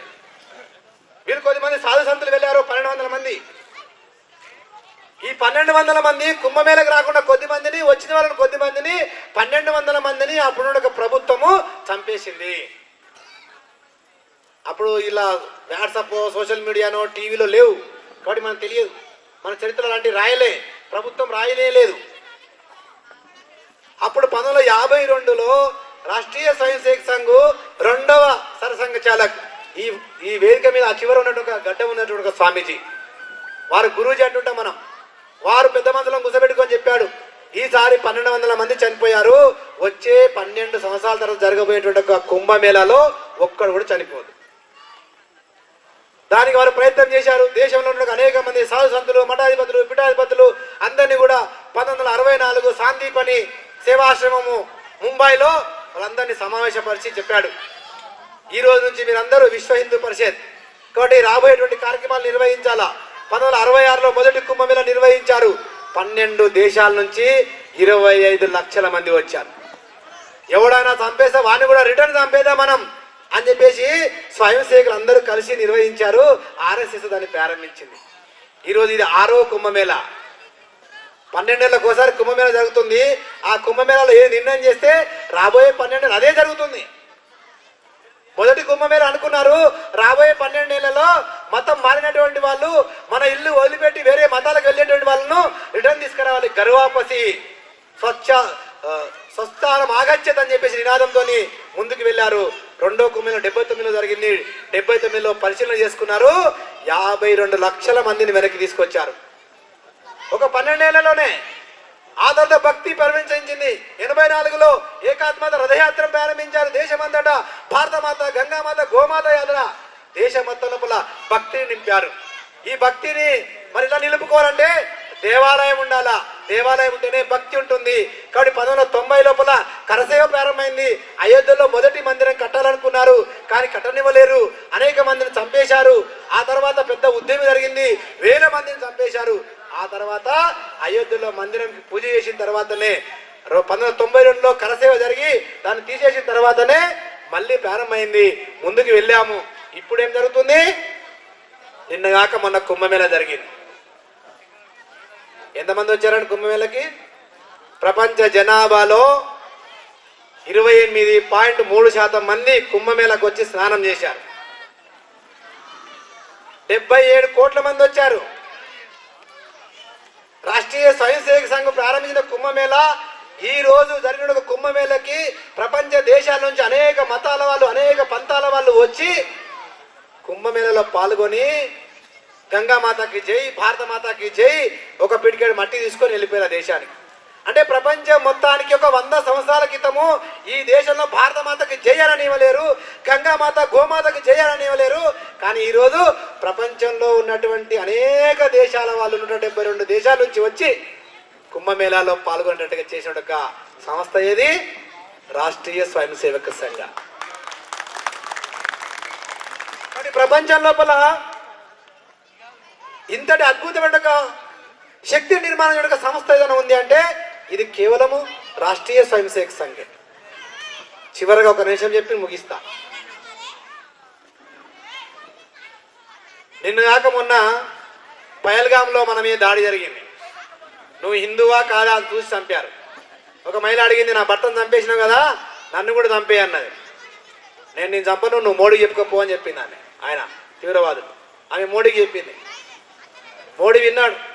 విన్న తర్వాత కేవలం 11 రోజుల లోపల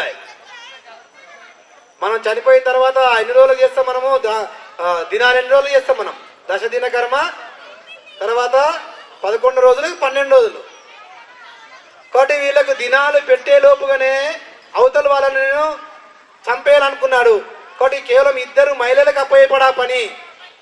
అర్ధరాత్రి 1:42 2 మహిళలు రాకెట్ తీసుకొని వెళ్ళారు. పాకిస్తాన్ పైన వెళ్ళారు. అర్ధరాత్రి వెళ్ళారు. చిమ్మ చీకటిగా ఉంది. సుమారుగా 42 తీవ్రవాద సంస్థల యొక్క స్థావరాలను గుర్తించారు. 22 నిమిషాలలో వాళ్ళందరినీ చంపేసి 400 మంది తీవ్రవాదులను చంపి మళ్ళీ వెనక్కి వచ్చారు. అంటే ప్రపంచం లోపల అత్యంత శక్తివంతమైన ఒక సైన్యంలో మహిళా విభాగం ఉన్నటువంటి ఒక దేశం ఏదంటే భారతదేశం. ప్రపంచమంతా ఆశ్చర్యపోయింది. అర్ధరాత్రి పగలే మాకు సాధ్యం కాదు, రాత్రి పూటనా 22 నిమిషాలేనా? ఇప్పుడు మీ అందరు ఇంటికి పోవడానికి అర్ధగంట పడతా ఇడికేని, మీరు ఇంటికి పోయేలోపు వాళ్ళు ఆపరేషన్ పూర్తి చేశారు. అంతటి శక్తి ఉన్నటువంటి ఒక దేశం మన భారతదేశం. ఇప్పుడు అలాంటి ఒక శక్తివంతమైన ఒక వ్యక్తులను తయారు చేయడానికి, ఆర్డర్ ఇవ్వడానికి ఆ వ్యక్తి ఎక్కడ తయారయ్యాడు? సంఘ శాఖలో తయారైనాడు. మన కరోనా ఎవడిచ్చాడు రోగాన్ని? చైనా వాడు ఇచ్చాడు. చైనా వాడు మందు కనుక్కున్నాడా? కనుక్కోలే. ఎవరు కనుక్కున్నారు? తెలంగాణలో భారత్ బయోటెక్స్లో కనుక్కున్నారు. అంటే భారతదేశం కనుక్కుంది. మరి ఈ మందు చైనా వాడు మా ప్రపంచంలో మన ఇచ్చాడా? చైనా వాడు కూడా మన మందుని కొనుక్కున్నాడు నయంగానికి. కానీ మనం ప్రపంచంలో ఏ దేశానికి మందు అమ్మలే, అన్ని దేశాలకు ఉచితంగా ఇచ్చాం. ప్రపంచమంతా సుఖంగా అన్నాం కదా, మరి సర్వే జన సుఖినో భవంతు ఆచరించాలి కదా. మరి ప్రపంచానికి కష్టం వచ్చింది, మరి ఎవరు ఆదుకోవాలి? ప్రపంచానికి ఎవరు భిక్ష పెడతారు? భారతమాత భిక్ష పెడుతుంది. కానీ భారతమాత పుత్రుడు మన ప్రియతమ ప్రధానమంత్రి సంఘ శాఖలో నేర్చుకున్నాక ఈ యొక్క శ్లోకం ఆధారంగా అరే ప్రపంచమంతా సుఖంగా ఉండాలి నేనే కాదు అని చెప్పేసి దాన్ని ఎక్కువ తయారు చేసి ప్రపంచానికి ఇచ్చాడు. అనతి కాలంలో కరోనాని పారద్రోలాడు. చైనాలో ఇప్పటికీ 18 నగరాల్లో లాక్డౌన్ ఉంది. చైనాలో ఇట్లా మీటింగ్ పెట్టుకుంటాం, మనలాగా మీటింగ్ పెట్టుకొని అరే భారతదేశంలో వచ్చే మొత్తం కరోనా తగ్గిపోయింది, ఎట్లా తగ్గింది? అప్పుడు చెప్పారంట ఒక ఆయన లేచి, భారతదేశంలో హాస్పిటల్స్ ఎక్కువ ఉన్నాయని అంట. అరే ఒక హాస్పిటల్ పేరు చెప్పాడంట. భారతదేశంలో హాస్పిటల్ పేరు చెప్పాల్సిన అవసరం లేదు. భారతదేశంలో ప్రతి ఇంట్లో వంటశాల ఉంటుంది, ఆ వంటశాలనే వైద్యశాల అని చెప్పారంట ఆయన. కానీ మన కరోనా వచ్చినప్పుడు ఎవరు తగ్గించారు? వైద్యశాల పోయినా అటే పోయాడు. వంటశాలలో మన అమ్మ భోజనం చేసి మనకి పెట్టిందో వాడే బతికిండు. మరి వాళ్ళ డాక్టర్ ఎక్కడ? మంచి మంచి డాక్టర్లు ఎవరు పేరు అడిగారంట. భారతదేశంలో డాక్టర్లు కోకొలలుగా ఉన్నారు, లక్షలాది మంది, కోట్లాది మంది ఉన్నారు. అరే ఒక పేరు చెప్పండి. పేరు చెప్పాల్సిన అవసరమే లేదు. ప్రతి ఇంట్లో తల్లే డాక్టర్, వంటశాలనే నీకు వైద్యశాల. ప్రతి ఇంట్లో ప్రతి తల్లి, ప్రతి అవ్వ, ప్రతి అమ్మ అందరూ కూడా డాక్టర్లే. ఎందుకంటే చిన్నప్పటి నుంచి పిల్లవాడిని డాక్టర్ కంటే ఎక్కువ తల్లే చూస్తుంది. సర్ది అయితే ఏం చేయాలి, జలుబు అయితే ఏం చేయాలి, జ్వరం వస్తే ఏం చేయాలి. అప్పట్లో ఇప్పుడు కూడా ఇప్పుడు ఉరుకుతున్నాం, అంబులెన్స్ ఫోన్ చేస్తాం వాడు దగ్గగానే. కానీ ఇంట్లో ఏం చేయాలి నేర్చుకునే ఒక శక్తి తగ్గిపోతుంది. కానీ చైనా వాడు అనుకుంటాడు ఏంటంటే భారతదేశం లోపల ఈ వంటశాలను చూడాలనుకున్నట్ట. వస్తే ఏమున్నాయి ఇక్కడ వంటశాలలో? మిరియాలు, ఆవాలు, లవంగాలు ఇవి ఉన్నాయి వంటశాలలో. ఇవి మరి మన వంటశాలలు కనిపిస్తున్నాయి. ఇప్పుడు హైదరాబాద్ పోతే ఏడేవో వంటశాలలు లేవు. ఏడికెళ్ళి వస్తుంది భోజనం? స్విగ్గీ, జొమాటో. ఇంకా వాడు బతికేది ఏముంటుంది ఇంకా?